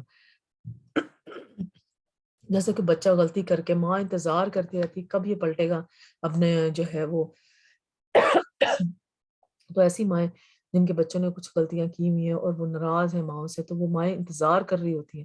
آپ لٹرلی آپ ان سے بات کریں تو وہ اسی ان کی باتوں میں ٹھیک ہے وہ ناراضگی ہے وہ سب ہوگا، مگر ایک وہ ان کا انتظار کا ایک آپ کو ٹچ بھی نظر آئے گا کہ وہ مائیں جو ہیں وہ باپ جو ہیں انتظار کر رہے ہوتے ہیں کہ کس طرح یہ بچہ پلٹ کے ہماری طرف آئے.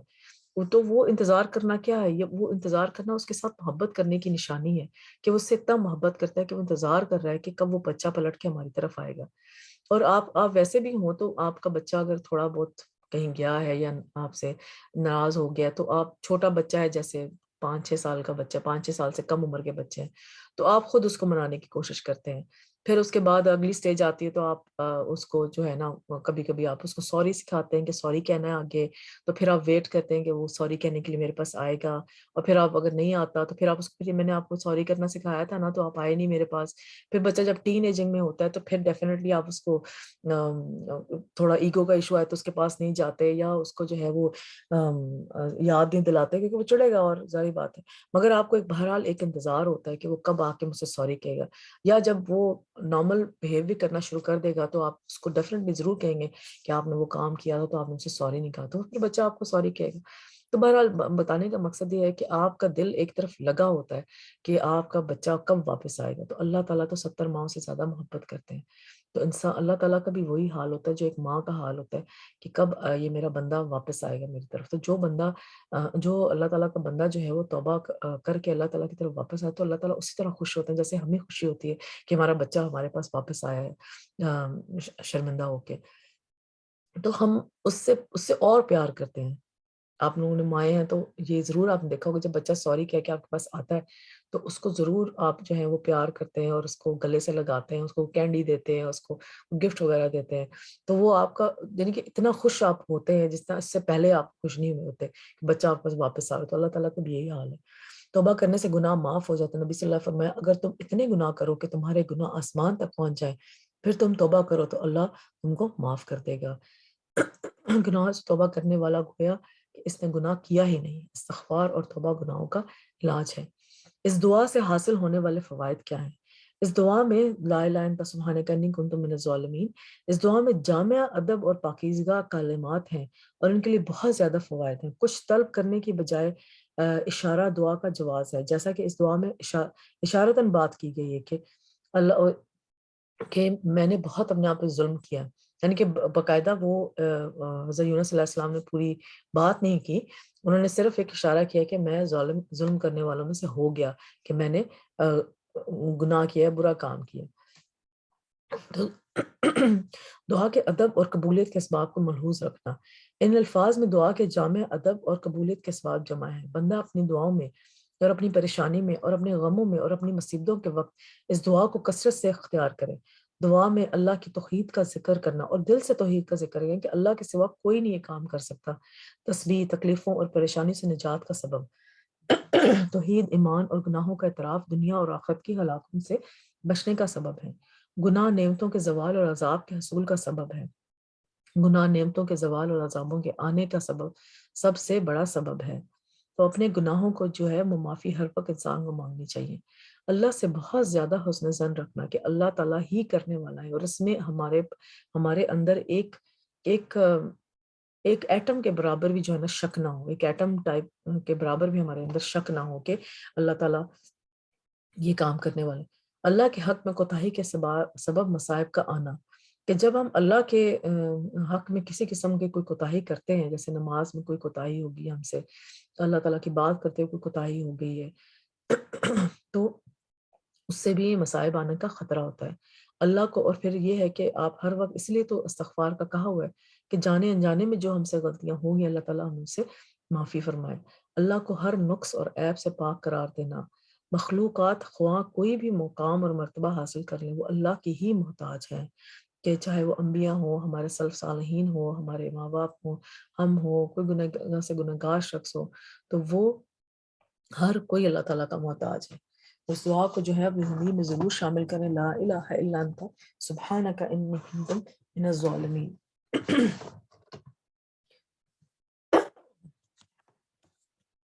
اللہ کی طرف رجوع کرنا، انسان اللہ کا ہی محتاج ہے، جیسے سورہ فاطر میں اے لوگو تم ہی اللہ کی طرف محتاج ہو، اور اللہ ہی سب سے بے پرواہ تمام تعریفوں کے لائق ہے۔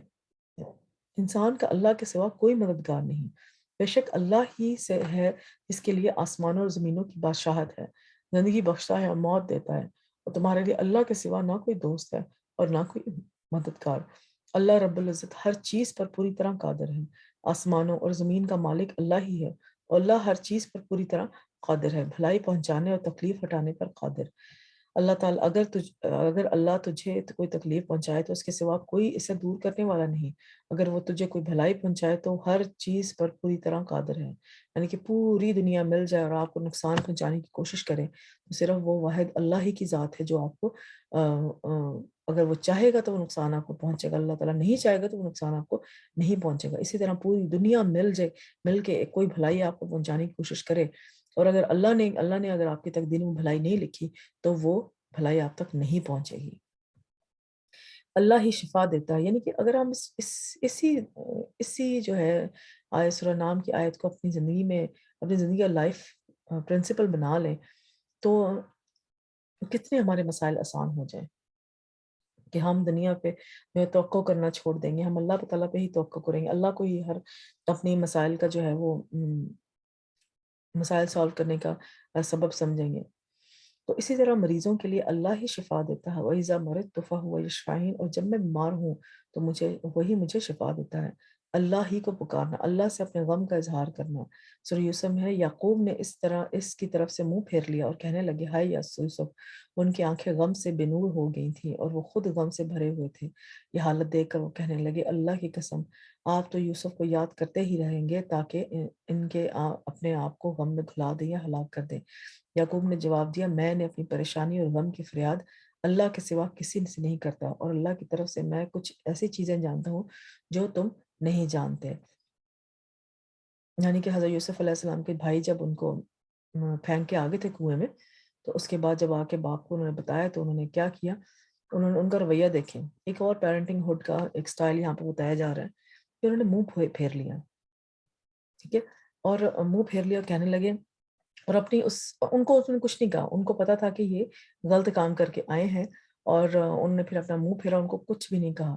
تو سم ٹائمز اگر بچے غلطی کر رہے ہوں تو اس میں جو ہے آپ ہر غلطی پہ ان کو پنش نہ کریں، کچھ غلطیاں آپ ان کی چھوڑ دیا کریں۔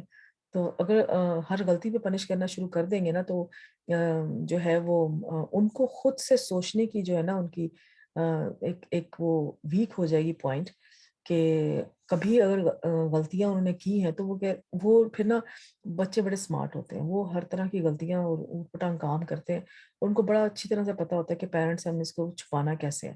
تو جب اگر آپ بار بار ان کو ہر غلطی پہ ڈانٹیں گے، ماریں گے یا کچھ بھی آپ ان کو سزا دیں گے تو وہ ایک غلطی کرتے یہ کہ اچھا یہی ہوگا نا، چلو ٹھیک ہے کچھ نہیں ہوتا، تھوڑی دیر کے لیے ہم کر لیں گے۔ کبھی کبھی جب آپ ان کو نہیں بھی ڈانٹیں گے نا تو پھر ان کو اندر ایک شرمندگی کا احساس پیدا ہوگا کہ اس دفعہ میں جو ہے نا کچھ بھی نہیں کہا تو ہو سکتا ہے پیرنٹس ہماری باتوں سے تھک گئے ہوں، یعنی کہ ایک شرمندگی کا احساس ان کے اندر ضرور پیدا ہوگا۔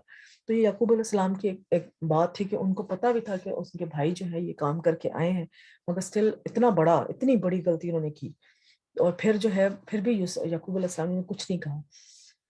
اب ان کو پتا تھا کہ میں تو جو ہوں وہ کہاں سے جا کے اپنا بچہ ڈھونڈوں اور کن سے جا کے بات کروں، تو وہ پھر اللہ اور پھر دوسرا ان کا کام کیا تھا، تو جو مصیبت ان کے اوپر آئی ہوئی تھی انہوں نے صرف اللہ کی طرف رجوع کیا۔ انما اشکو بثی وحزنی الی اللہ وعلم من اللہ ما لا تفعلون ما لا تعلمون، میں تو اپنی پریشانی اور غم کی فریاد اللہ کے سوا کسی سے نہیں کرتا۔ تو یہ ہم لوگوں کا بھی یہ ہونا چاہیے کہ اللہ کے علاوہ کسی سے اپنے غم اور پریشانی کا ذکر نہ کریں، مگر سم ٹائم یہ ہوتا ہے. اور اگر آپ نے بہت ہی زیادہ آپ کو لگتا ہے کہ ذکر کرنے کی بات ہے یا مجھے بتانا چاہیے، تو ضرور ضرور ضرور ایک بندہ رکھیں، نیوٹرل بندہ رکھیں، جو کہ آپ کو جج کیے بغیر یا آپ کی سچویشن کو جج کیے بغیر ایک نیوٹرل فیصلہ دینے والا. تو وہ ایک بندہ اگر آپ رکھ جگہ تو وہ پھر یہ کہ چغلی میں اور اپنی غم جو ہے آپ کسی کے ساتھ شیئر کر سکتے ہیں، مگر ایک اس بندے کے ساتھ جس کا آپ کو پتا ہو کہ اس نے مجھے کوئی اچھا ہی حل اس کا بتانا ہے یا قرآن و سنت کی روشنی میں اس کا حل بتانا ہے، تو پھر آپ وہ کر سکتے ہیں. ادروائز اپنی پریشانی اور غم کو جو ہے اسے اللہ کے علاوہ کسی کے آگے ذکر نہ کریں. اپنے شکوے اللہ ہی سے کرنا، اللہ کی طرف بڑھنا. نبی صلی اللہ علیہ وسلم فرمایا، اللہ تعالیٰ فرماتا ہے میں اپنے بندے کے گمان کے ساتھ ہوتا ہوں، یعنی کہ جو میرے ساتھ گمان رکھتا ہے، جب وہ مجھے یاد کرتا ہے میں اس کے ساتھ ہوں، اور اگر وہ مجھے اپنے دل میں یاد کرتا ہے تو میں بھی اسے اپنے دل میں یاد کرتا ہوں. اگر وہ مجھے اپنی بھری محفل میں یاد کرتے ہیں تو میں اس سے بہتر محفل میں یاد کرتا ہوں، یعنی کہ فرشتوں کی محفل میں. اگر وہ میری طرف ایک بالش آئے تو میں اس کی جانب ایک گز نزدیک آتا ہوں، اگر وہ مجھ سے ایک گز قریب آئے تو میں اس سے 2 گز نزدیک آتا ہوں، اگر وہ میری طرف چلتا ہے تو میں اس کی طرف دوڑ کے اس کے پاس آتا ہوں. یعنی کہ اللہ تعالیٰ کو ہر حال میں اپنے بندے کا انتظار ہوتا ہے کب وہ میری طرف پلٹ کے آئے، کب وہ میری طرف پلٹ کے آئے. اللہ سے اچھا گمان رکھنا، اللہ سے ہر حال میں راضی رہنا، اللہ پر بھروسہ کرنا. تو جب بھی آپ کے زندگی میں کوئی بھی آزمائش آئے، کوئی بھی خوشی آئے، تو آپ اپنے اللہ سے صرف اچھے کا گمان رکھیں. اور وہ کیسے رکھ سکتے ہیں کہ انشاءاللہ اس پریشانی کے پیچھے کوئی بہت بڑی خیر چھپی ہوگی جس کا ہمیں نہیں پتا. تو یہ اس وقت اللہ سے اچھا گمان رکھنے کا مطلب یہ ہے کہ پریشانی کے وقت ہم یہ سوچیں کہ انشاءاللہ اس کے پیچھے جو خیر ہے. اور انسان چونکہ بے صبرا ہے تو اللہ تعالیٰ نے وہ بھی دعا ہمیں سکھائی ہوئی ہے کہ جس میں اللہ تعالیٰ اس پریشانی کے پیچھے جو بھی خیر ہے وہ ہمیں جلد ہمارے سامنے لے کر آ. تو یہ ہمارا طریقہ کار ہونا چاہیے. دیکھیں نا، ہمیں اسلام میں جو ہے وہ ہر مقام پہ ہر چیز پہ کس طرح سے ہم نے بیہیو کرنا ہے، کس طرح سے اٹھنا بیٹھنا بات کرنا، کہاں پہ کرنے کی کہاں کا نہیں کرنے کی، ہر چیز ہمیں قرآن میں ملتی ہے. ہمارا کام یہ ہے کہ ہم قرآن کھول کے اس کو پڑھیں، اس پہ انالائز کریں اور اس کو اپنی زندگی میں کس کس طرح سے لے کر آئیں، اور پھر ہی ہم چلتا پھرتا قرآن بن سکتے ہیں. ادروائز اس کے بغیر جو ہے نا بہت مشکل ہے. دنیا کی فکر چھوڑ کر آخرت کی فکر لگانا، آخرت کا غم اور فکر لگانا. نبی صلی اللہ علیہ وسلم فرمایا جو اپنے غموں کو ایک ہی غم بنا لے اور وہ آخرت کا غم ہو تو اللہ دنیا کے غموں سے اسے کفایت کر دے گا. یعنی کہ اسے پھر دنیا کا غم نہیں ہوگا، او میرا کمرہ جو ہے ڈیکور نئی ڈیکور کرنے والی ہے، میرا لان بنانے والا ہے، میں نے گھر کی فلانی یہ کام کرنا ہے، میں نے عید کی شاپنگ کرنی ہے، میں نے عید کے کپڑے لینے ہیں.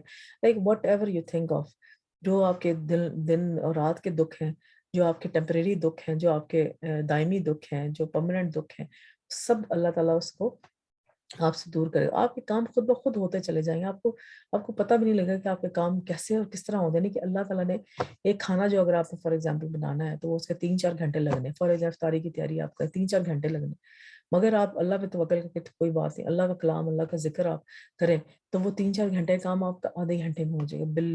بلیو می وہ جو 3-4 گھنٹے کا غم آپ نے پالنا تھا نا، وہ کٹ آؤٹ ڈاؤن کر کے وہ، یعنی کہ آپ کے دسترخوان پہ وہ چیزیں موجود ہوں گی کہ اگلا بندہ کہے گا اس نے 5-6 گھنٹے تو ڈیفینیٹلی لگائے ہوں گے افطاری تیار کرنے، مگر وہ آپ کا آدھے گھنٹے میں یا گھنٹے میں تیار ہوئی چیز.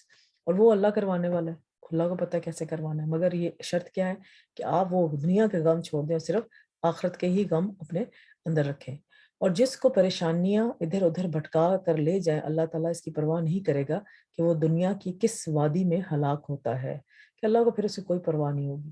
رسول اکرم صلی اللہ علیہ وسلم فرمایا جس شخص کا مقصد اور اس کی حرص دنیا ہو اور وہی اس کا ہدف بن جائے اور وہ اس کی نیت ہو تو اللہ اس کی آنکھوں کے سامنے اس کا فقر و فاقہ کر دیتے ہیں اور اس پر اس کے معاملات بکھیر دیتے ہیں. دیکھیں نا دنیا کے پیچھے بھاگنے کے نقصان کیا ہے کہ ہر وقت کہے گا ہائے میری تو پوری نہیں پڑی، ہائے اتنی تنخواہ میری پوری نہیں پڑی، میرا تو کھانا پینا ہی نہیں پورا ہو رہا ہے، ہینڈ ٹو ماؤتھ گزارا ہو رہا ہے. اس کے معاملات بکھیر دیتا ہے. کہیں بجلی کا بل سر پہ پڑا ہے، آٹا لانے والا، دال لانے والا، ہر چیز کی فکر ہوگی، ہر وقت ایک مائکرو مینیجنگ لائف چل رہی ہوگی، اور اس کو اس سے اتنا ہی ملتا ہے جو اس کے لیے لکھ دیا گیا ہے. اور جس شخص کا السلام علیکم میرا پھپھو. وعلیکم السلام، کیا حال ہے بیٹا؟ میں ٹھیک ہوں الحمدللہ، آپ کیسی ہیں؟ میں بھی ٹھیک ہوں بیٹا، اللہ کا شکر ہے. میں اپنا تھوڑا یہ لیسن کر رہی ہوں، کر کے تو پھر آپ سے بات کرتی ہوں، ٹھیک ہے؟ اوکے، اور جو کام میں نے دیا تھا اللہ کر لو. اللہ حافظ. اللہ. اور جس سے اس کا مقصد اس کی حرص آخرت ہو اور وہی اس کا ہدف بن جائے اور اسی کی نیت کرتا ہو تو اللہ تعالیٰ اس کے دل میں غنا ڈال دیتا ہے، یعنی کہ وہ سیٹسفائیڈ ہوتا ہے ہر چیز سے، چاہے اس نے کھانا کھایا ہو نہ کھانا کھایا ہو، چاہے اس نے کمانے جانا ہو نہ کمانے جانا ہو، اس نے کھانا پکانا ہو نہ پکانا ہو، اس کو کوئی فکر نہیں، ہو جائے گا، سب کچھ ہو جائے گا، اور اس کے معاملات کو یکجا کر دیتے ہیں اور اس کو اپنی حاجتوں کے لیے بھاگنا نہیں پڑتا۔ دیکھیں سبحان اللہ کتنی پیاری بات ہے، اور دنیا اس کے پاس ذلیل ہو کر آتی ہے، یعنی کہ وہ فکر نہ، یعنی کہ ون ون سچویشن والی جو بات میں پہلے بھی کرتی ہوتی ہوں کہ آخرت کو اپنا گول بنا لیں، اس کی فکر کریں، اس کے کیا ریکوائرمنٹس ہیں اس کو پورا کریں، آپ کی ون ون سچویشن ہے، دنیا آپ کے پاس خود ہی آ جائے گی، آپ کو فکر ہی نہیں ہوگی اس دنیا کی۔ بہرحال اس میں جو کرنے والے کام وہ آپ کریں ضرور ڈیفینیٹلی، جیسے کہ فار ایگزامپل جس کسی نے جاب شروع کرنی ہے کوئی، تو اپنی جاب اتنی اس لحاظ سے شروع کرے کہ جو ہے وہ آپ کے جو فرائض ہیں، آپ کی عبادات جو ہیں، ممانعات جو ہیں، وہ آپ کی ڈسٹرب نہ ہو۔ بچوں کو جب آپ کوئی جیسے وہ کیریئر پلاننگ بچے کرتے ہیں، تو ان کیریئر پلاننگ میں بھی ان کو یہ بات ضرور بتائیں کہ آپ کی یہ چیزیں جو ہیں وہ آپ کی مس نہ ہوں۔ جو بھی آپ کیریئر پلان کریں اس کے حساب سے یہ اس طرح کریں کہ آپ ایک اچھا اسٹیٹس لائف میں بھی گزاریں اور اپنی عبادات پہ بھی دھیان رکھیں۔ جیسے رمضان آتا ہے تو رمضان میں آپ کو چھٹیاں بھی ملیں اور آپ اس میں عبادات اپنی کر سکیں۔ آپ کو جمعے کا ٹائم ہے، جمعے کے ٹائم پہ آپ نے فرض نماز جیسے پڑھنی ہے، تو وہ اپنے فرض نمازوں کا ٹائم کے اراؤنڈ جو ہے آپ کی جاب ہو، نمازیں نہ خراب ہو۔ فار ایگزامپل جیسے بچیوں کو فار ایگزامپل آپ نے سمجھانا ہے، کیریئر پلاننگ ان کی کرنی ہے، تو بجائے کہ ان کو کہیں کہ تم پائلٹ بن جاؤ بس کسی طرح بھی، اور 24/7 جاب کرو، یہی تمہاری لائف کا جو ہے وہ موٹو ہونا چاہیے۔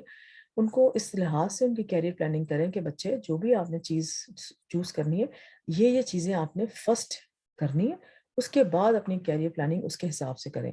آپ نے اگر آپ شادی جلدی ہو جاتی ہے، بعد میں ہوتی شادی، جب بھی چاہے اس سے پہلے یا بعد میں، یہ چیز تو ضرور پیراٹائز کرنی ہے کہ آپ کی عبادات خراب نہ ہو، ٹھیک ہے، اور شادی کے بعد آپ کا اپنا گھر جو ہے وہ ڈسٹرب نہ ہو۔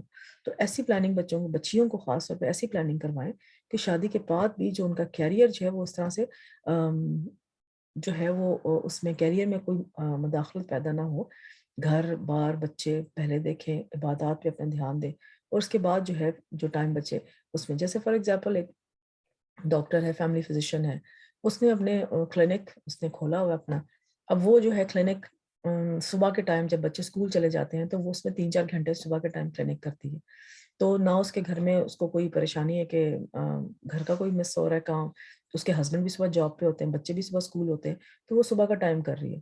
اب بچے اگر چھوٹے ہیں تو شام میں اس کے ہسبینڈ گھر آ گئے تو وہ بچوں کی ٹیک کیئر کر رہے ہیں، اور آپ جو ہے شام میں 3-4 گھنٹے اپنے کر لیں اور ویکینڈز آف رکھیں، یا وائس ورسا جس طرح سے بھی۔ تو اس طرح کی پلاننگ جو ہے بچوں کو شروع سے جیسے بچیاں جیسے بڑے ہوتی ہیں بچیاں 9th-10th میں، تو اس وقت آپ یہ پلاننگ ان کے ساتھ کریں، ان کو بتائیں اور ان کا مائنڈ پریپیئر کریں اس چیز کے لیے۔ ان کو یہ کہتے ہوئے یہ نہ شرمائیں کہ تمہاری شادی ہو جائے، یہ شادی کی بات کرتے ہوئے شرمائیں نہ کہ آپ جو ہے نہیں بچوں کے ساتھ شادی کی بات نہیں کرنی چاہیے، آپ کریں ان کے ساتھ اور ان کو پلاننگ بتائیں پوری کہ بھائی یہ پلاننگ ہوگی اس طرح سے۔ تو اس پلاننگ کے حساب سے آپ اپنی لائف کو لے کے چلنا ہے۔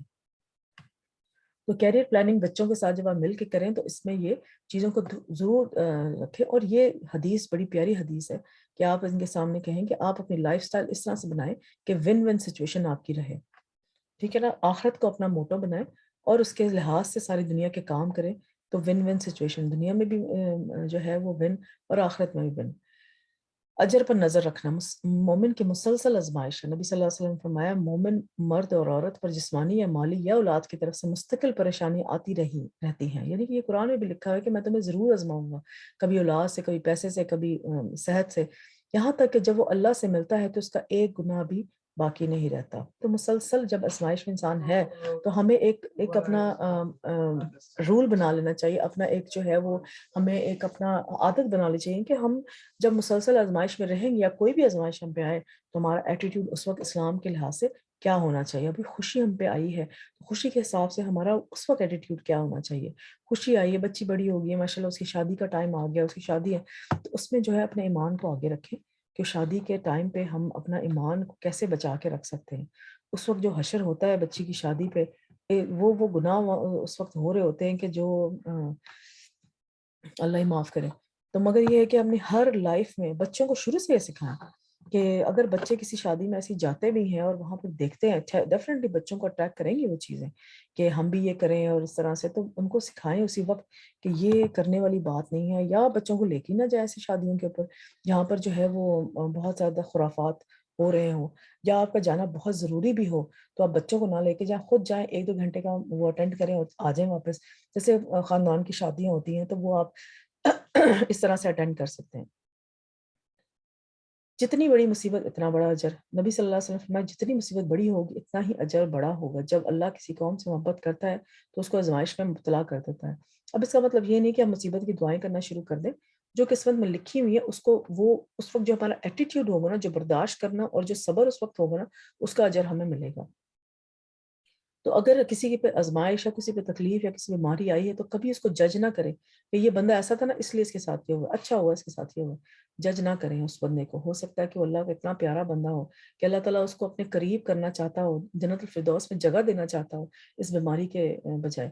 جب آپ اس پہ پوائنٹ آؤٹ کریں، جج کریں گے تو اپنے گناہوں کو بھریں گے، اپنے گناہوں کا تھیلا بھریں گے. تو ججمنٹ جو ہے نا ہمارے اسلام میں ہمیں کسی صورت میں نہیں سکھائی گئی، کسی صورت ہمیں ججمنٹ نہیں سکھائی گئی. قرآن میں جتنی باتیں لکھی ہوئی ہیں وہ سب سے پہلے اپنے آپ سے شروع کریں، اپنے گھر سے شروع کریں، اپنا انالیسس شروع کریں. دوسروں کا انالیسس کرنا تو ہمیں کبھی بھی نہیں سکھایا، نہ نبیوں نے کیا، نہ مومنوں نے، نہ ہمارے سلف صالحین نے کیا، اور نہ ہمیں کرنے کی اجازت ہے. ٹھیک ہے. بہت بڑا گناہ ہے کسی کو کہنا کہ یہ کافر ہے، یہ جو ہے یہ دوزخی ہے، یہ دوزخ میں جائے گا.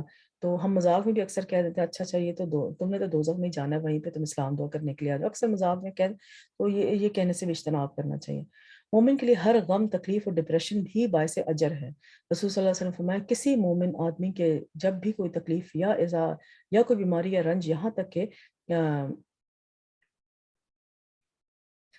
کہ اگر اسے کوئی فکر ہی ہو تو اس سے اس کے گناہ کا کفارہ بن جاتا ہے. سبحان اللہ.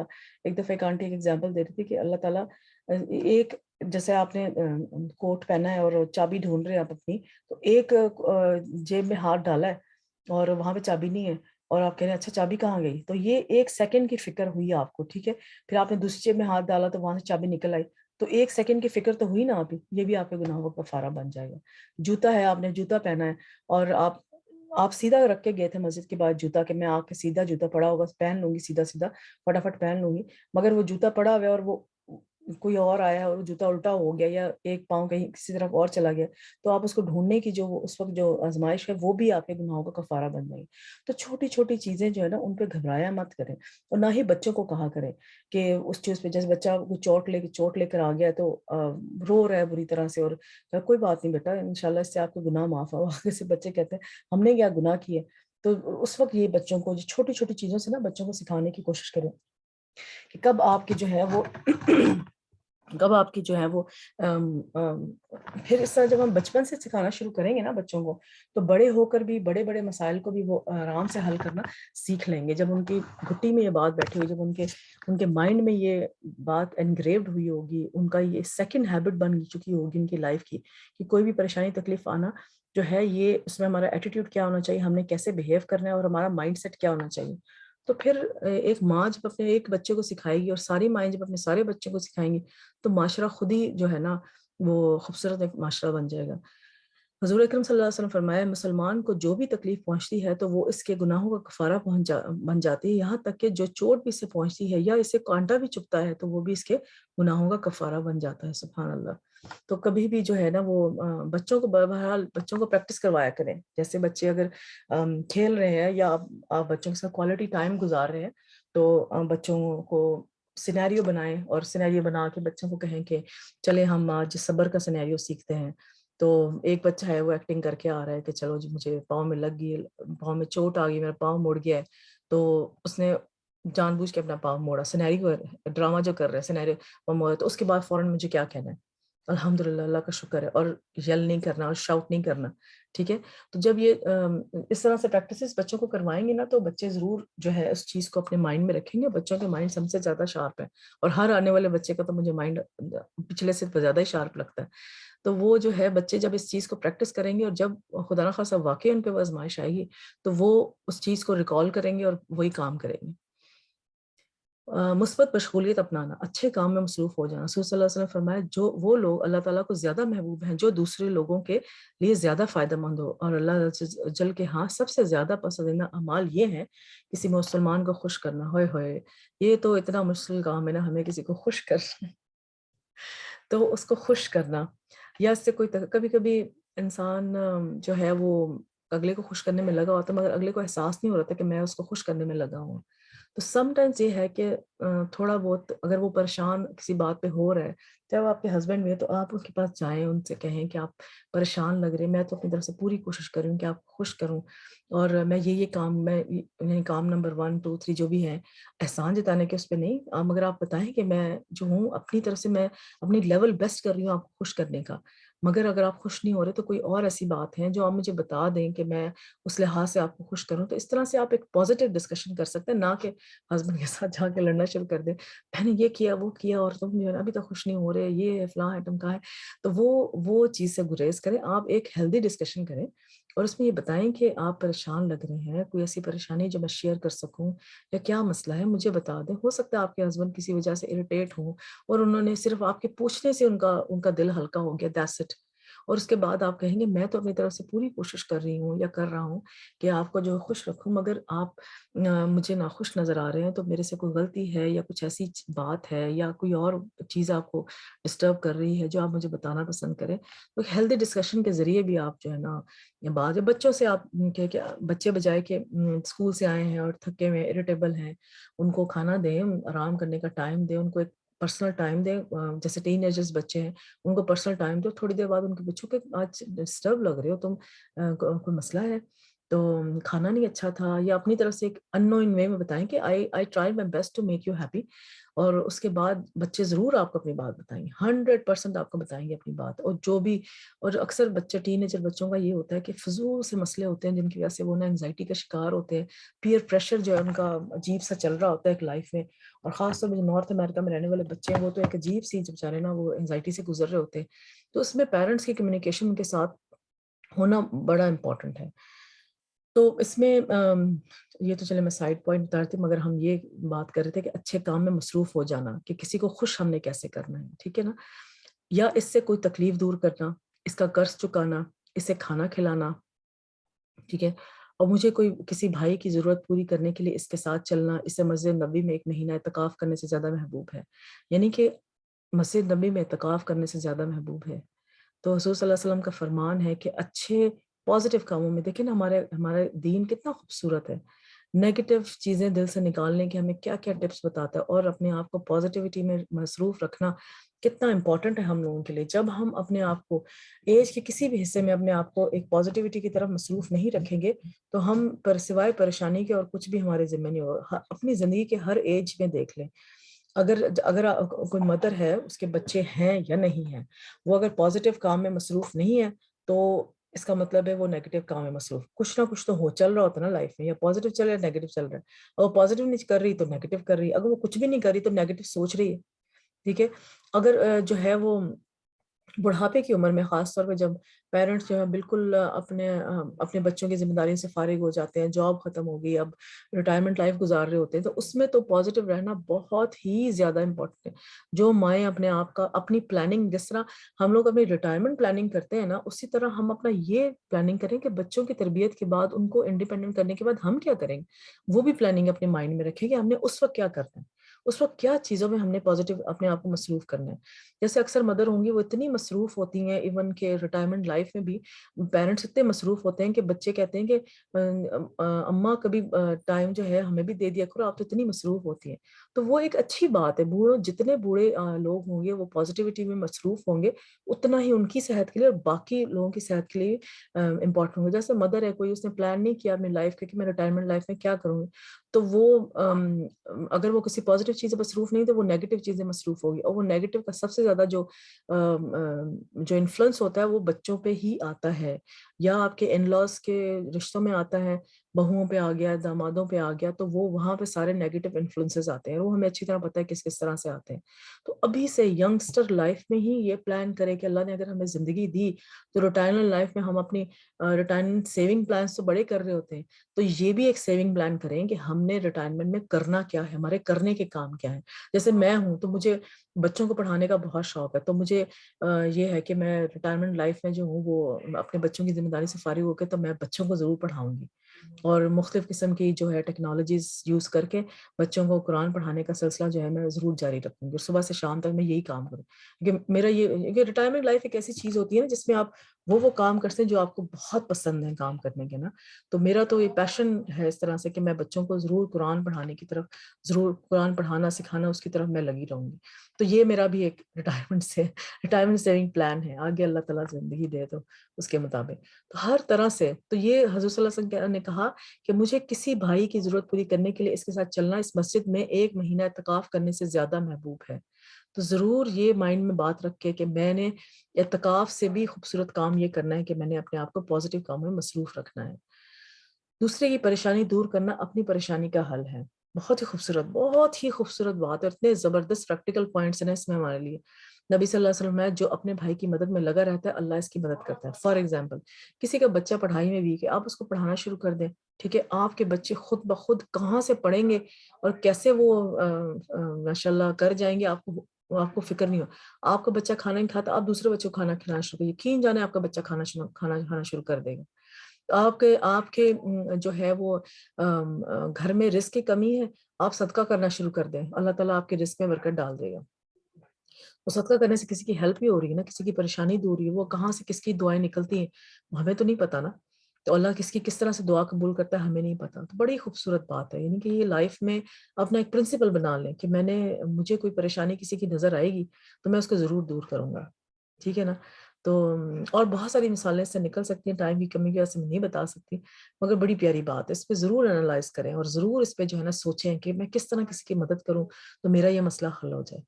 کثرت سے اللہ کا ذکر کریں، اللہ کے ذکر سے دل کا اطمینان ملتا ہے، سو رات میں ہے سن لو، اللہ کی یاد ہی سے دل اطمینان پاتے ہیں۔ تو اللہ کا ذکر جو ہے نا ڈپریشن کا سب سے بڑا ٹول جو ہے، بجائے کہ دوائیاں کھائیں اور یہ وہ نیند نہیں آ رہی تو رات کے ٹائم اللہ کا ذکر شروع کر دیں۔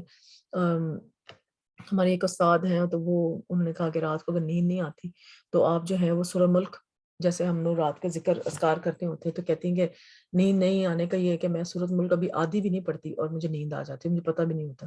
اب یہ تو نہیں کہ اب ماشاءاللہ اجر تو ان کا پورا مل گیا، مگر وہ جو ہے وہ سورۃ ملک پڑھتے پڑھتے ان کو نیند آ جاتی ہے اتنی اور نہیں تو ادروائز آپ اللہ کا ذکر کیے بغیر بیڈ پہ بیٹھے رہنا تو وہ بیڈ پہ سوئے رہے اور آپ کو نیند کا ایشو ہے، کبھی بھی آپ کو نیند نہیں آئے گی، گھنٹوں گھنٹوں لگ جائیں گے، اور پھر اگر آپ رات کی نیند نہیں پوری کی تو صبح کا سارا آپ کا اسکیجول ڈسٹرب ہو جائے گا۔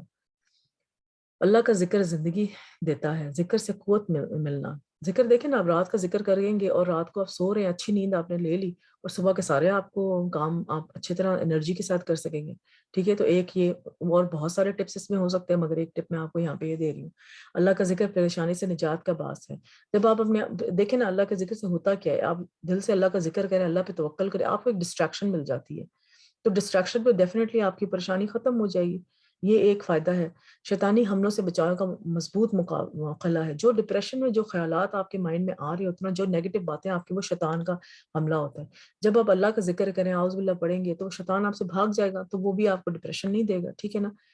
ذکر کے کچھ دیگر فوائد، ابن قیم رحمۃ اللہ نے اپنی کتاب الوابل الصیب میں ذکر کے کچھ فوائد درج کیا۔ اچھا یہ بھی بات آپ دیکھیں، قرآن پڑھنے کے ساتھ ساتھ ہماری جو سلف صالحین کی جو کتابیں ہیں نا ان کو بھی پڑھا کریں۔ ابن القیم کا بہت زیادہ جو ہے نا لائبریری مٹیریل موجود ہے دنیا میں، انلیس انٹل آپ کاپی رائٹ وائلیشن نہ کریں، مگر یہ ہے کہ آپ ان کی کتابیں یہ جو ہے نا ہم خود بھی پڑھیں، انگلش کا مٹیریل خود اکٹھا کریں گھر میں اور بچوں کو پڑھائیں، ان میں بہت ساری اچھی باتیں جو نا پریکٹیکل پوائنٹس لکھے ہوتے ہیں۔ تو انہوں نے کچھ دیگر فوائد اس میں بتائے ہوئے تھے۔ یہ شیطان کو بھگا دیتا ہے اور اس کو قلع کما کر دیتا ہے اور اس کی قوت کو توڑ دیتا ہے، شیطان ویک ہو جاتا ہے۔ یہ رحمان عز و جل کو راضی کرتا ہے، یہ دل سے غم اور پریشانی کو دور کر دیتا ہے، یہ دل کے لیے فرخت یعنی کہ خوشی، مسرت اور خوشی کو کھینچ لیتا ہے، یہ دل اور جسم کو طاقت بخشتا ہے، یہ دل اور چہرے کو منور کرتا ہے، یہ رزق کو کھینچ لیتا ہے، یہ ذکر کرنے والے کو روب، حلاوت، شیرنی اور تازگی کا لباس پہنا دیتا ہے۔ نماز سے مدد لینا، ذکر کے علاوہ نماز سے ہم کیسے مدد لے سکتے ہیں؟ خوف اور غم سے نجات کا ذریعہ ہے، نماز اللہ سے قریب ہونے کا بہترین ذریعہ ہے۔ یعنی کہ نماز پڑھنے کا طریقہ یہ ہے کہ آپ اس طرح سے پڑھیں کہ جیسے آپ اللہ کو دیکھ رہے ہیں، ٹھیک ہے؟ اگر وہ مقام نہیں حاصل ہوتا تو آپ یہ سوچیں کہ اللہ مجھے دیکھ رہا ہے، تو انشاءاللہ اللہ تعالیٰ وہ مقام بھی دیں گے۔ غم اور پریشانی میں نماز کا سہارا لینا، ٹھیک ہے؟ کوئی فوت ہو گیا تو بجائے کہ اس وقت اتنا واویلا اور ہائے ہائے شروع کر دینا، آپ چپ کر کے وضو کریں، نماز پڑھیں اور اللہ تعالیٰ سے جو ہے نا جو ہے اس مشکل میں صبر حاصل کرنے کے لیے اللہ تعالیٰ سے مدد مانگیں۔ نمازوں کی حفاظت کرنے سے اللہ کی حفاظت ملنا، خصوصاً فجر کی نماز کی حفاظت کرنے والا اللہ کی حفاظت میں ہے۔ چاش کی 4 رکعت پڑھنا دن بھر کے لیے کافی ہے، یعنی کہ وہ آپ کے جوڑوں کا 360 جوڑوں کا جو ہے نا آپ کا صدقہ ہے۔ ایک منٹ، مجھے ذرا 1 منٹ دیں۔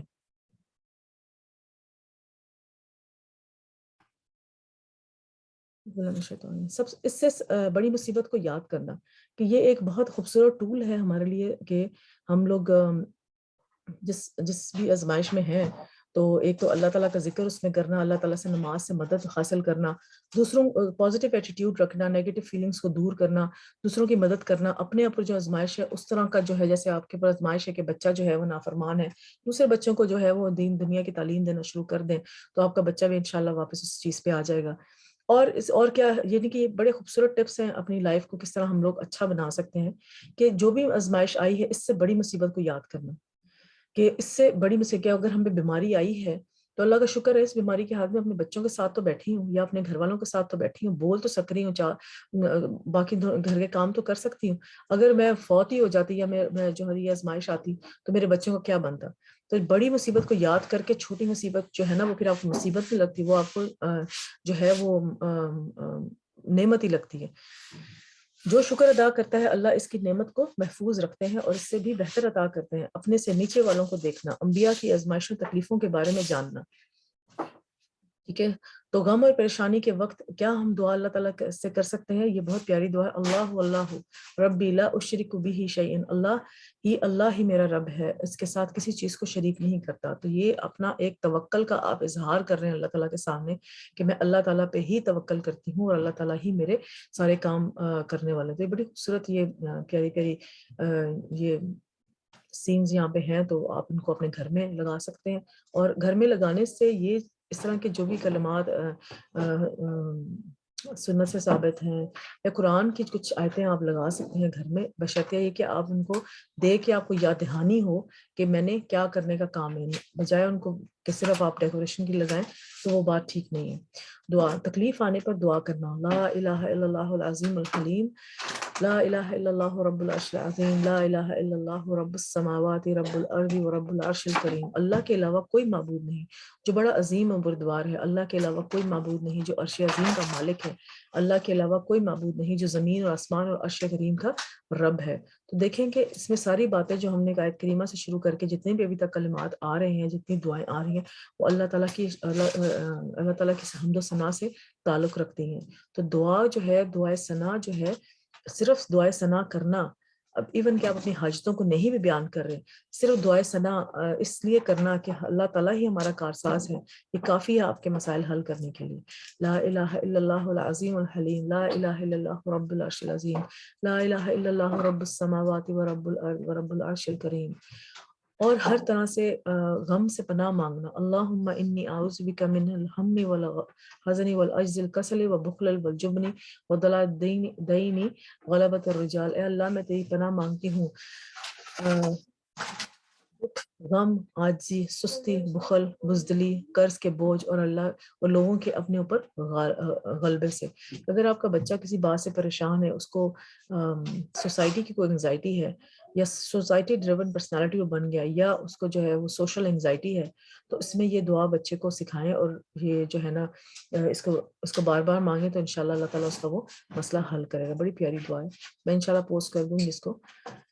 اللہم انی اعوذ بک من الہم والحزن والعجز والکسل والبخل والجبن وضلال الدین وغلبۃ الرجال۔ اور پریشان کن معاملات میں مانگی جانے والی دعا۔ انس بن مالک کہتے ہیں کہ جب بھی نبی صلی اللہ علیہ وسلم کو کوئی معاملہ یا پریشان ہوتے تو آپ صلی اللہ علیہ وسلم فرماتے، یا حی یا قیوم برحمتک استغیث، اے رحمت کرنے یا حی یا قیوم، تیری رحمت کے وسیلے سے فریاد کرتا ہوں. یا حی یا قیوم برحمتک استغیث، کرب کے وقت کی دعا. اللہم رحمتک ارجو فلا تکلنی الی نفسی طرفت عین واصلح لی شانی کلہ لا الہ الا انت. اے اللہ میں تیری رحمت کا امیدوار ہوں، تو مجھے آنکھ جھپکنے تک کے لیے میرے نفس کے حوالے نہ کرنا، اور میرے سارے معاملات درست فرما دے، اور تیرے سوا کوئی معبود نہیں. اللہم رحمتک ارجو فلا تکلنی الی نفسی طرفت عین واصلح لی شانی کلہ لا الہ الا انت. گھبراہٹ کے وقت کی دعا، جب آپ کا دل بہت زیادہ گھبرا رہا ہو. اکثر ایسے ہوتا ہے کہ بندے کا دل جو ہے بلا وجہ گھبرا رہا ہوتا ہے، شیطانی حملے ہوتے ہیں. اس میں آپ یہ دعا مانگیں، اعوذ بکلمات اللہ التامات من غضب وشر عبادہ ومن ہمزات الشیاطین وان یحضرون. میں اللہ کے کلمات، کامل کلمات کی پناہ میں آتی ہوں، اس کی ناراضگی سے، اس کے بندوں کے شر سے، شیطانوں کے وسوسے سے، اور اس بات کے کہ وہ میرے پاس آئیں.